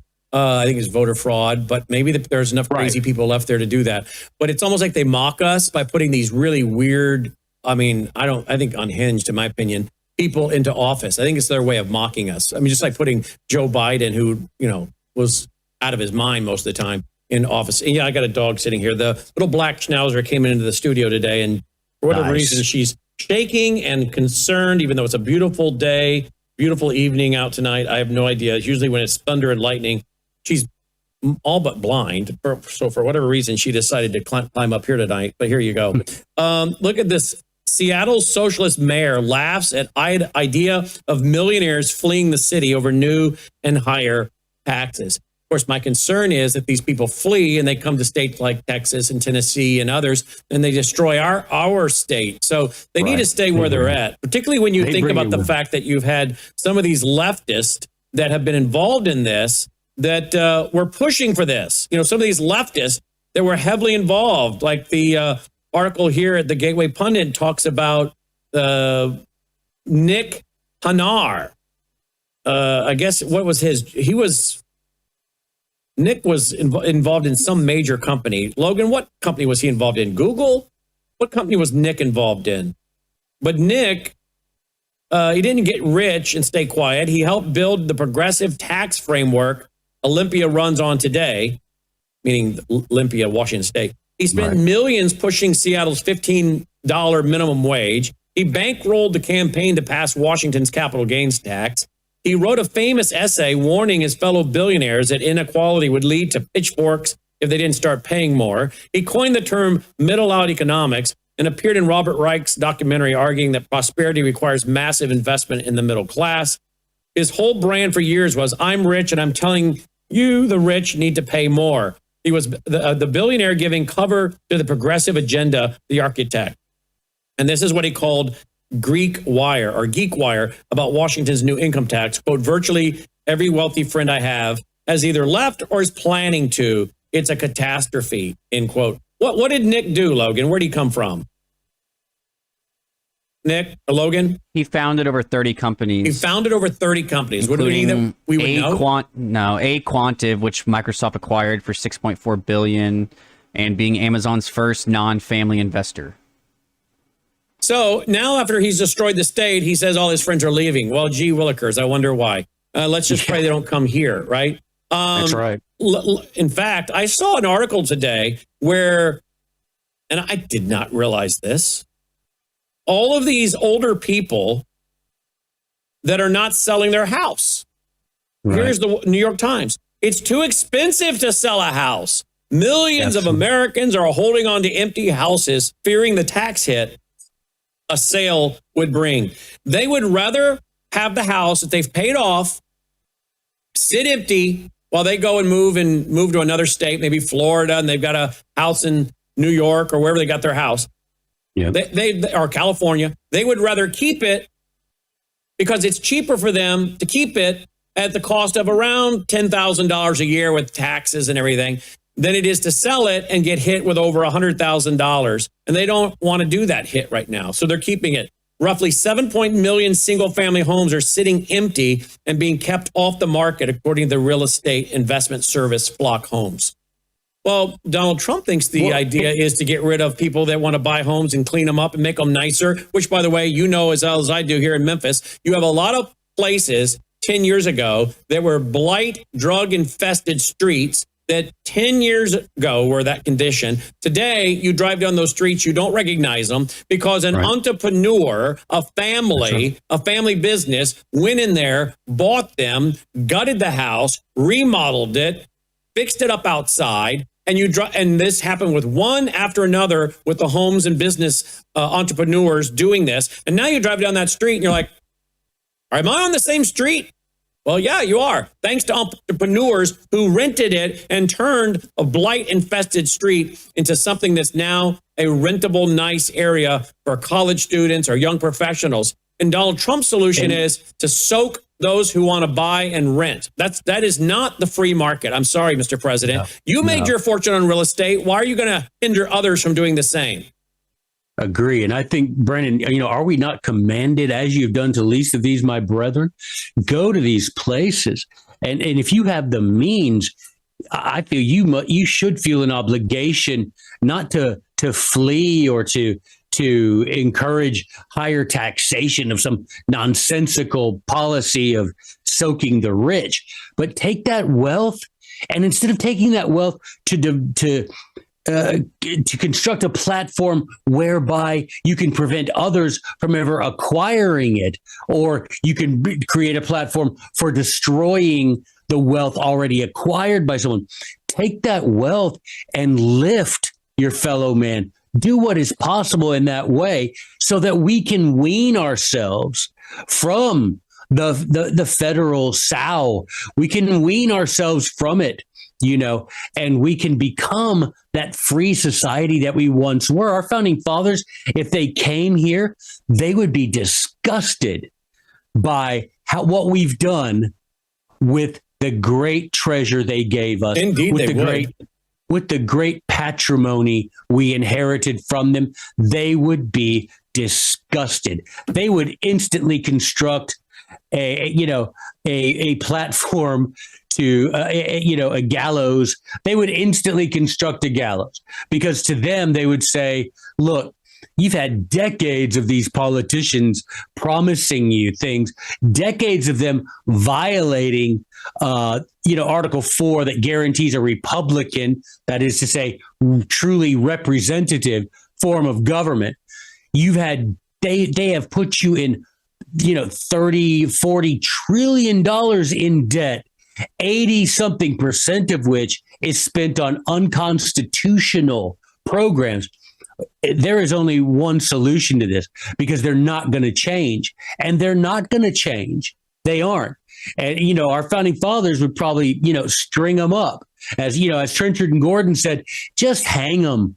Don't try to come up with some new way of killing tyrants. Just hang them. The old way is the best way. Just hang them, and there are people that I believe, boy, if I were to set about, and Brennan, you tell me what you think. You more than I, because your voice is louder. You got a, I don't know how many watt blowtorch out there in Collierville, just, broadcasting. So you more than I, but if you were to get on one of your shows and say, guys, I'm fed up, let's organize, let's burn that place to the ground, I think you'd have a lot of people signing up to that.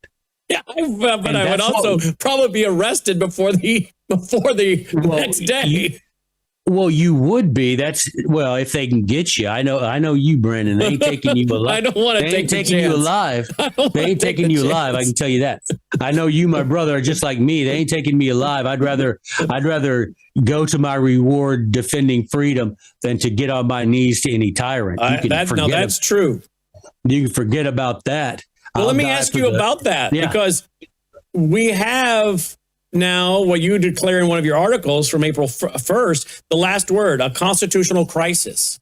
Yep. Are we in a constitutional crisis even now under the Trump administration? And if so, how? What are you referencing?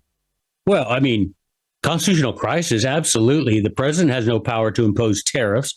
The president has no power to unilaterally send the armed might of the United States to attack a sovereign country, even if they're a bad guy or losers. We can't do that. He can't do. And I understand the president is now in consultation. I came out today with members of Congress to try to get approval for what he's doing with Iran. Well, that's all fine and good, but the Constitution is black letter and says Congress shall declare war. And it's a war. Please, I don't even entertain when people come at me and say it's not a war. That drives me crazy. It is a war. Shut up. I'm not even going to defend it. I'm not going to argue with those people. So Congress has the power to declare war. Congress has the power to set tariffs, right? That's all congressional. And there's no delegation, Brandon. Do you understand? And then not to mention the president's support for this digital currency. I forgot what he called it now. None of that. The Constitution clearly says that we shall accept nothing, that if a state signs on to join the Union, then that state agrees to accept nothing but gold and silver as legal tender. That's it, Brandon. That's it. Gold and silver. And then you've got the president of the United States saying, oh, we're going to make digital currency and give it to everybody and you can convert your money to this digital currency. And at first, of course, what is it going to be? It's going to be voluntary.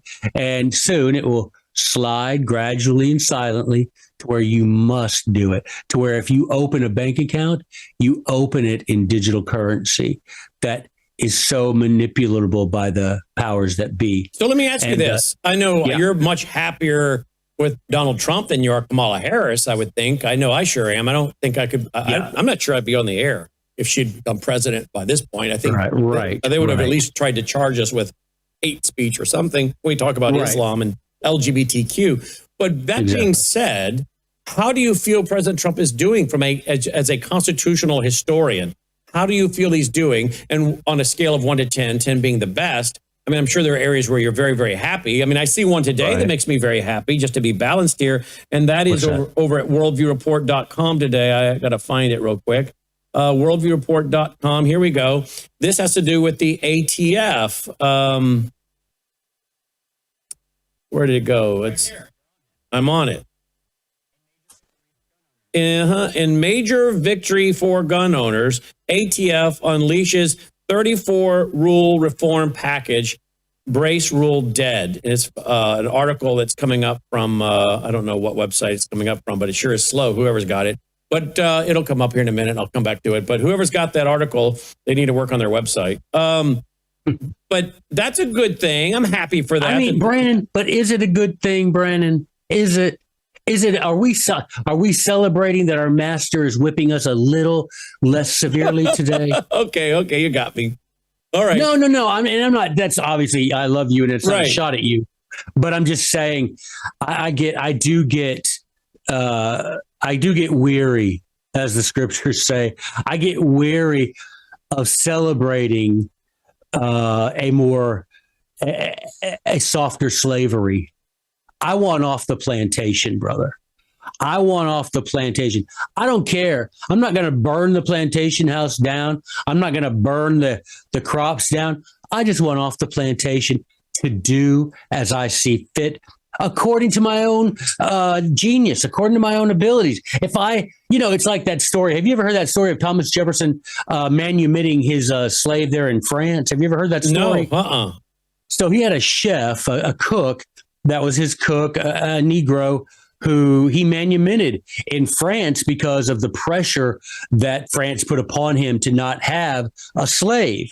So he set that slave free, and that slave, former slave, then was left to his own devices, and he ended up, dying very soon after that because he had no way to make a living. He didn't speak French.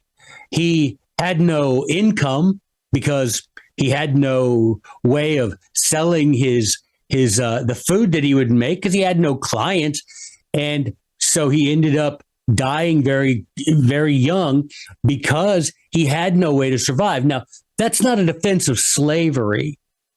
That's me saying, get off the plantation, use the gifts God has given you, whether it be 4 talents or 2 or 1, take those and do what you can with them.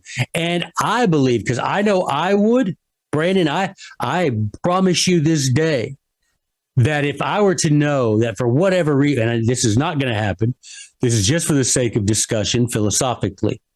If I, Joey, if I knew that I had the means, and we're assuming now the dissolution of the Union, we're all in these smaller confederacies, and you and I obviously are going to be in the same one.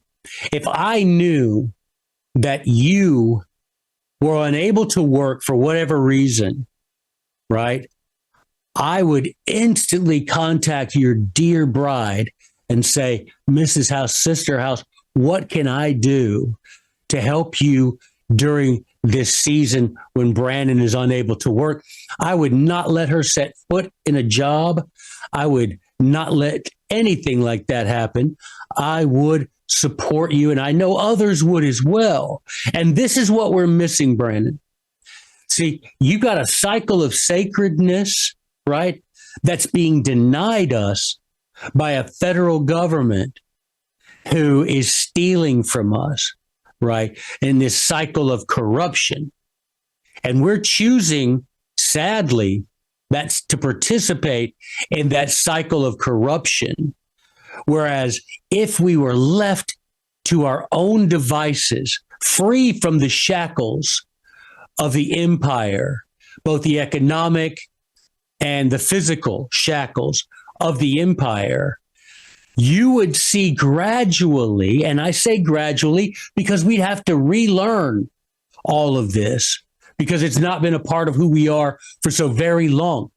But gradually, we would relearn the cycle of sacredness, and we would all begin to help our fellow man and lift him up when he is down, provide for him when he cannot provide for himself. We would do that, Brandon. I know we would. I know the servant heart that exists in so many thousands of your listeners. I know that it exists. I've seen them. I've met them when they recognize me and say something to me. I know that. But we've just got to get to that point. And this is the issue, man. How do we get to that place? We've got to get out of this abusive marriage with the Potomac, those pedophiles over there on the Potomac. We've got to divorce them, and we've got to learn how to provide again, how to treat each other again. And we will. But we've got to do that. And I'm prayerful, indeed prayerful, that this happens in a peaceful way. So final question. Yes, sir. What about the redistricting by the Supreme Court? Do you think this is going to open up the way to do that, to have more liberty and freedom? Because people, if we can deal with the voter fraud, people can elect folks and maybe, again, maybe we can see Memphis. I mean, are you reading about the fact that Memphis could be part of a bigger district and Memphis won't be controlled by nut jobs like Cohen anymore? Yeah. Or St. Louis is another one that may be up for grabs. My 2 hometowns, Memphis and St. Louis. Here's the problem I have, Brian. You're gonna ding me again for this. Supreme Court has no authority here. That's the sad thing. The Constitution clearly places all of this in the bailiwick of the state legislatures. Now, and they need to step aside and get out of it. They won't, and we won't. And some of us conservatives, not me, But some of us conservatives are like, hey, if they're deciding in our favor, then let it happen. Right. In other words, yes, it's not constitutional, but everything's unconstitutional these days. Well, let's get a W where we can. I understand that thought. I really, really do. I don't agree with it, but I understand it. And so my hope is that these state legislatures will take a look at their population and draw the districts so as to conform to Article 4, Section 4, that is to say, a Republican form of government. Redraw these districts, y'all. Redraw them so that the people in those districts, well, the majority of people, it'll never be all of them, we understand that, but that the majority of the people in these various districts feel represented. Please, please do that. I would say, in short, Brandon, just to put a bow on it, redistricting is a legislative power kept by Congress, bounded by apportionment, and that you're not defending democracy. You're dismantling the Constitution that makes self-government possible. You are dismantling. When you allow the Supreme Court to redo this, you're dismantling the Constitution. We need to lean on these state legislators and say, y'all need to do what's right. Redistrict this thing according to real Republican, with a small r, values. If there's Atlanta, should Atlanta be a Republican district? Of course not, right? But now you say, should Memphis, if you take my county, Fayette County, I don't know if you live in Shelby or Shelby. Fayette. I'm in Shelby. By the way, I'm showing all of your articles at thenewamerican.com, just for those who want to know where are all his writings. They're there at thenewamerican.com. But yeah, I'm in Shelby County. What were you going to say about Memphis and Shelby County? I was just going to say, can you imagine putting Memphis, when I say Memphis, I mean all of Memphis, because you and I both know something that most people don't know. Memphis is always at the top of the list for murder capital of the United States. That's so misleading. It is so misleading because I'm going to finish your sentence to see if we're on the same page. And I say to my other time, well, that's so misleading because number one, it's black on black overwhelmingly. Number one. Number two, it's in areas like Whitehaven, Orange Mound, Fraser. It's in places that none of us go. If you have a brain, you don't go to those areas. Now, you might, I guess Elvis Presley his home is in Whitehaven. Whitehaven, right? yeah. So you will go into there, but you're very careful to get off the interstate, go to Graceland, and get right back out. You don't venture too far off the beaten path right there. Right. If you took 3 zip codes out of Memphis, we would fall to about, I think they said 27 on the list. If you took 3 zip codes out of Memphis. I know, so and you and I probably both get defensive because people say, you live outside of Memphis. Why on earth would you live there? The crime is horrible. I'm like, okay, you are not understanding reality.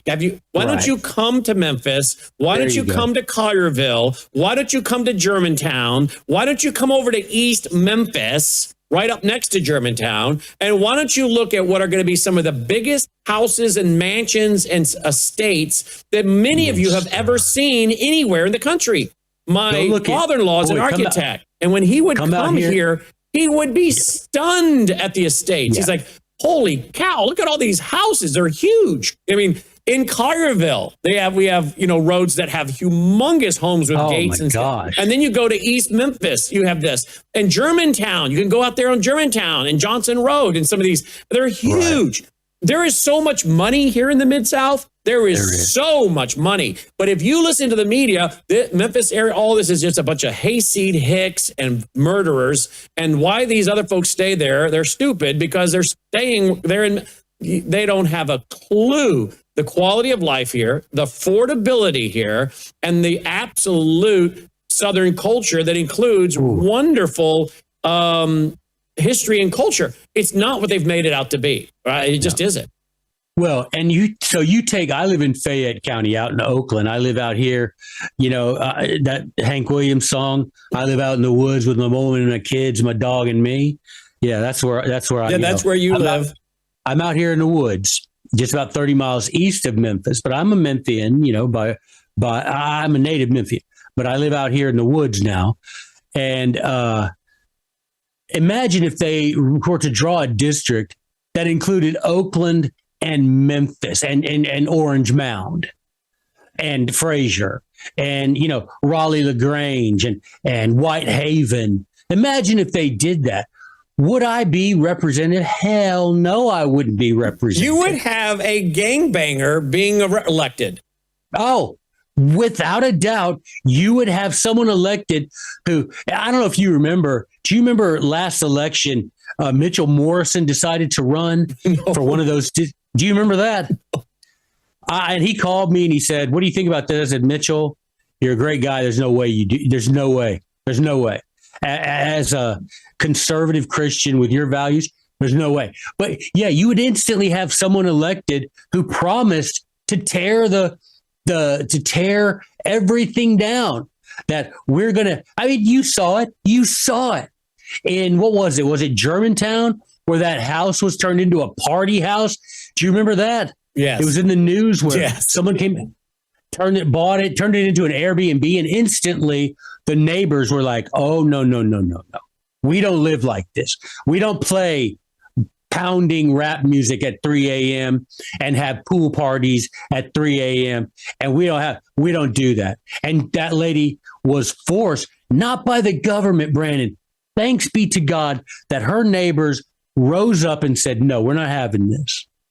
And that's what we need. We need people to stand up and peacefully, but firmly and forcefully, with all the power and might that is in the name of Christ Jesus, and go to these state legislators and say, "We will no longer have this kind of behavior. We will run you out," and then do it. You want to talk term limits? There are already term limits, and it's called frequent elections. Get yourself. Don't just go to the polls when it's time to elect a president.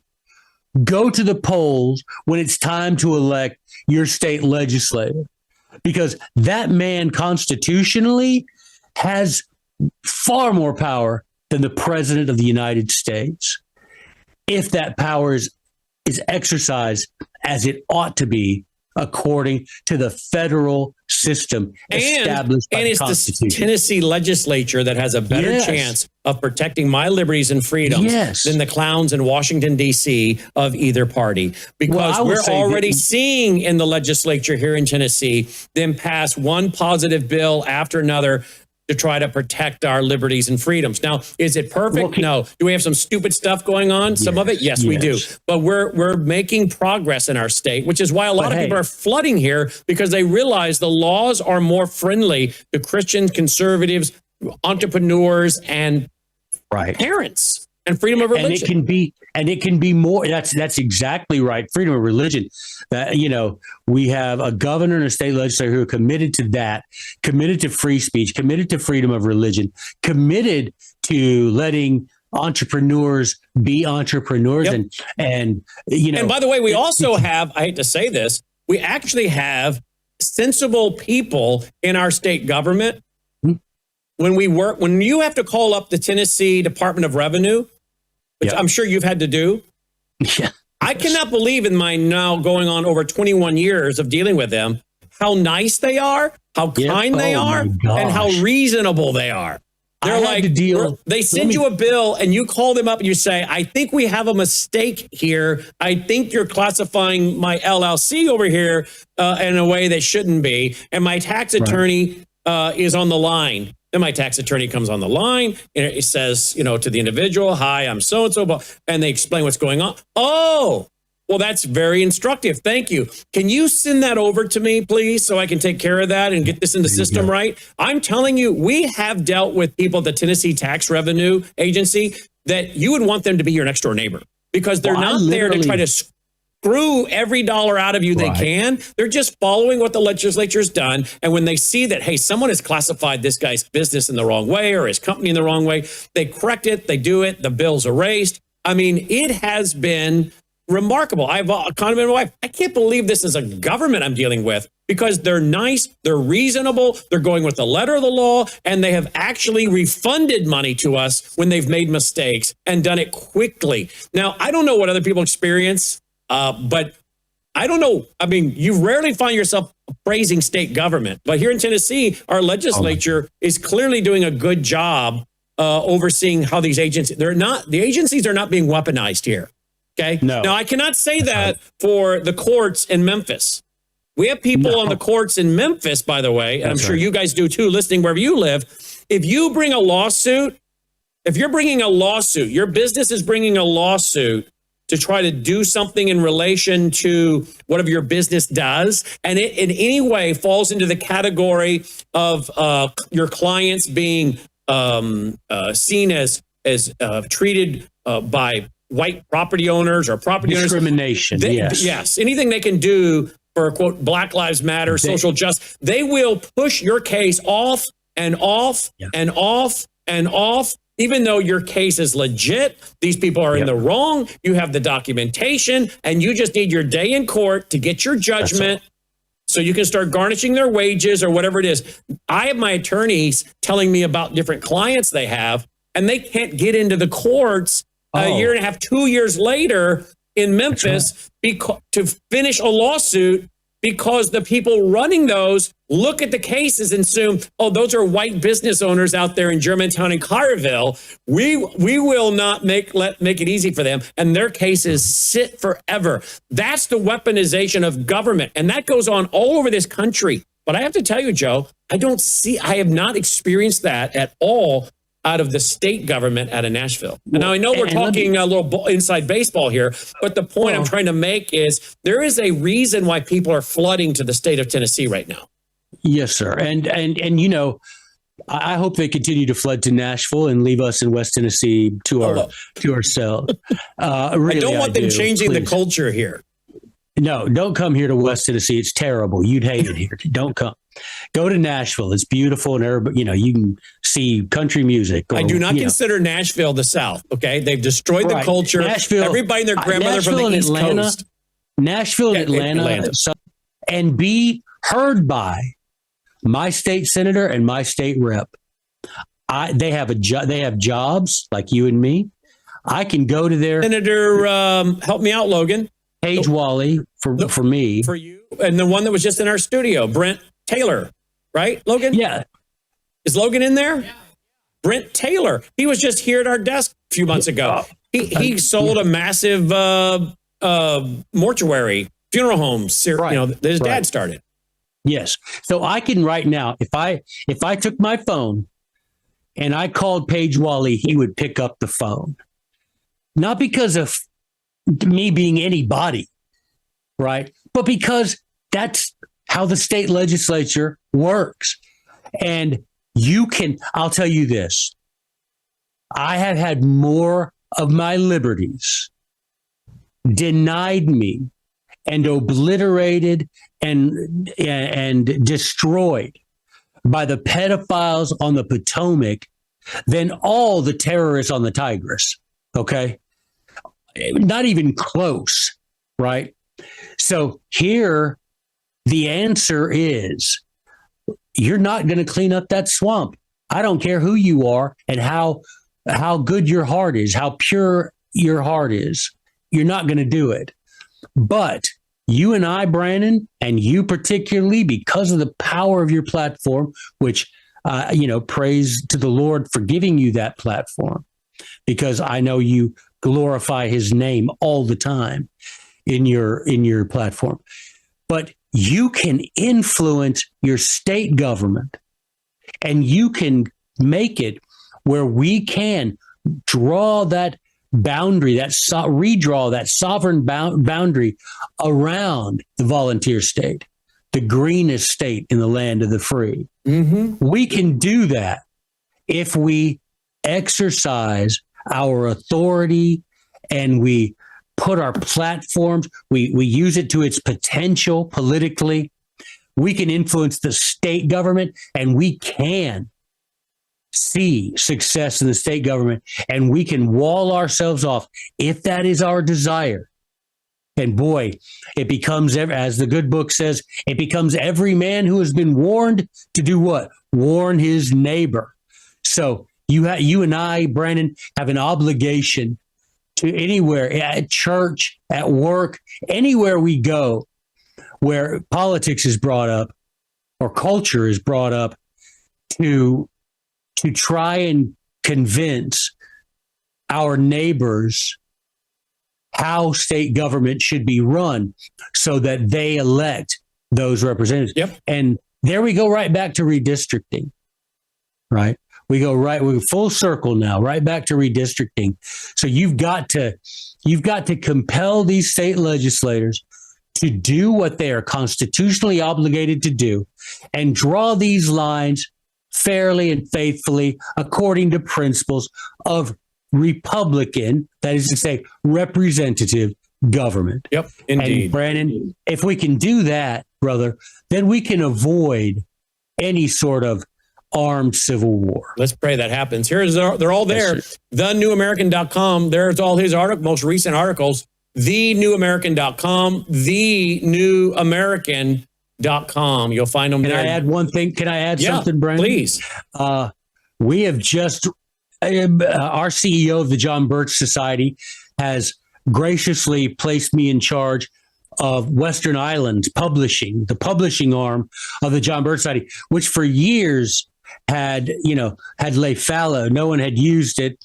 But I got on board and said, let's revamp this, because when I joined the John Birch Society in 1988, boy, the Western Islands, I would go to a physical brick and mortar bookstore and buy books published by Western Island that would blow your mind. And so I said, we have the right to republish those books, and I'll be danged if we're not going to. We'll keep the vintage covers. We'll write new forwards.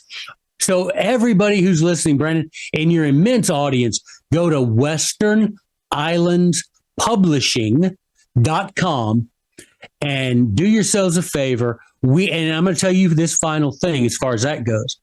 Wayne Murrow, the CEO of the John Birch Society, instructed me, Joey, you're the arsenal of Americanism at Western Islands.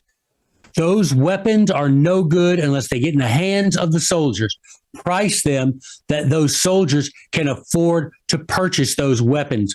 So you go on westernislandspublishing.com and you'll be surprised at the price point that we are selling these important books. So please go over there. Excellent. As little as $5, some of these, $5.99. $3. Yep. $3. Yeah. Because we're not interested. We are not interested in making money from this. How did you guys get the rights to reprint None Dare Call It Treason? Yes, sir. How did you get the rights to republish that? We were given those rights a long time ago, to be honest with you. That happened not too long after Stormer died? Because yes, that's right. And the only connection was, the only thing that was left was an 88-year-old attorney in St. Louis who told me, do whatever, we don't care. John Stormer was a good friend. John Stormer was a great page. Now, how many pages is that book? It's well, I have it right here. Well, mine's pretty thick. So how are you printing it and selling it for $4? Where's my None Dare Call It Treason, Brandon? Well, mine's right there, Logan. Can you hand me mine, Logan, please, on the first shelf? The first book on the first shelf right there. None Dare Call It Treason. Other end. Now you say it, and here I am. I know I have it on this bookshelf. Well, I beat you. Look, here's mine, John. Okay. You beat me, Joe. Okay. Look at this. All right. Are you printing one this thick? Yes, sir. We're printing that with the vintage cover and with a new forward. If you go on, now this is a good thing. How are you printing it for selling it for $4? Hey, man, we've got people that believe in the cause, and they're willing to give us a price point for printing these that allow us to sell it at that price. They believe in the cause, and it was me on the Brandon. I'm gonna be honest with you. When I first was, put in this position by Wayne, I asked, one of the guys, what's our printing situation like? And they're like, well, we use this. And, what does it cost us to print the last book, whatever the last book was that was printed? And I said, no, that ain't going to work. I got on the phone Just called him up, said, "Hey, this is Joey Wolverton. I'm in charge of Western Islands Publishing. We do this, this, and this. I need y'all to make it possible for us to get these books into the hands." They said, "That's not a problem. We understand. We will contribute. We will help." And so we have that blessing. And here's the good thing. None dare call it conspiracy. We're about to put that one out, Brandon. Wow. Hang on. Wow. Hang on. Well, everybody ought to order None Dare Call It Treason for $4. I think I've gone on Amazon with a brand new forward written by yours truly. Good. Well, I've gone on there before on Amazon and found them going for as much as $50+ because they were the resale. They were reselling them. This book right here, let's see. So this was the first book we published when I became president of Western Islands. This Background to Betrayal by Hilaire de Berrier. We used the vintage cover, as you can see, and it sold out.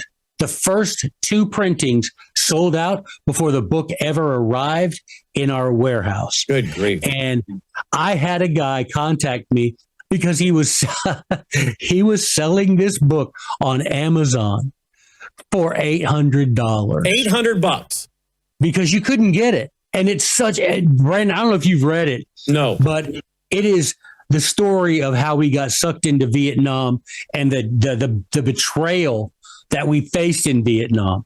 Oh, I know about that. The betrayal part. I'm going to order that. And of course, John Wayne did a great documentary on it called Warhawk, right? That's right. And he interviewed a bunch of retired military generals and admirals that talked about how they weren't allowed to fight the communists, shoot their planes up on the runway before they took off, take out missile launching sites before they went operative. They had their hands tied so that more and more of our guys got killed because they wouldn't let them fight the war. I got to order that book then. But look how pretty it is. I know. Boy. Look how pretty. Yeah. And we do all of ours just like this. And I would show you because, well, no, I would.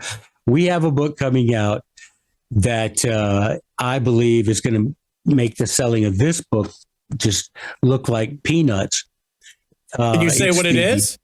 Yes, sir. It's the memoirs of Hilaire de Berrier. And we own exclusive rights to it because he made, one of our leadership the executor of that memoir. And I'm going to tell you what, do yourself a favor because this book is Jason Bourne, James Bond, Jack Reacher, all rolled into one skinny little American man who just said, you know what? I'm going to do. He's how Forrest Gump was involved in everything. Hilaire de Berrier, a member of the John Birch Society back before he passed, and great author. We have his exclusive memoirs, and I'm going to tell you, you are going to be blown away. But you're right. $4 for None Dare Call It Treason, and it's pretty. Tell me that book ain't. On Western Islands, we made it look good, and we priced it to sell. And it's how many pages did you say it was? Oh well, the version I have right now is 622 pages. Yeah, that's about what it is. It's 626, 625. It's a doorstop. It's a doorstop for sure. Yeah. And let me tell you something, folks. There's so much history in here that the American people don't know. They do not know. We've presented a lot of it in my books and documentaries because I have relied so heavily on this book. Ronald Reagan, John Stormer told me himself in person. Ronald Reagan used to, when I have it on audio, him saying it to us as well in our library. Ronald Reagan used to order it by the case and give it away. Oh, goodness. We have people that do that today. But Ronald Reagan used to do it when he was, can you imagine? Before he became president. The great communicator himself, old Dutch, knowing that book. And he would send Stormer a check for it. He'd send Stormer a check and Stormer would send Reagan back, cases of it at a crack. What it is, it's just, yes, you're exactly right. And read, go on, get it for $4.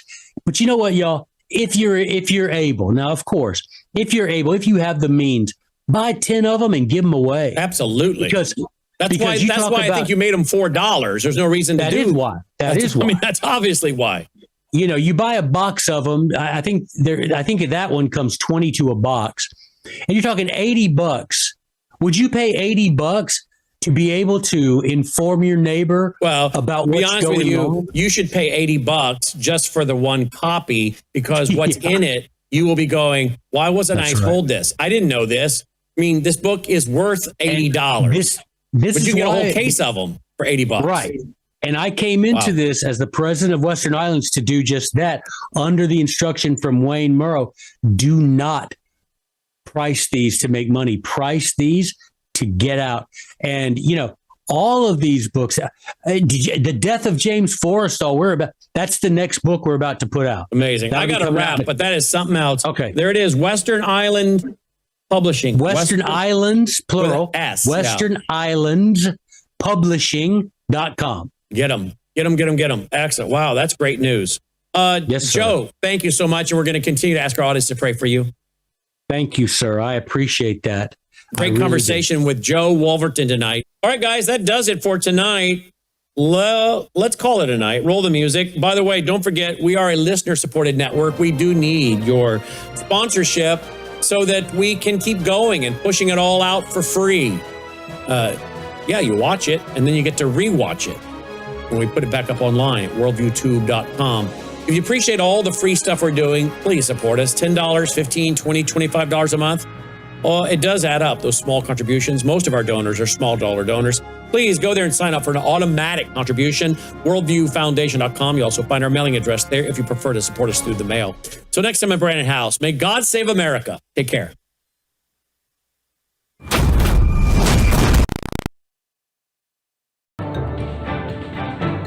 Faith, spiritual values, moral issues,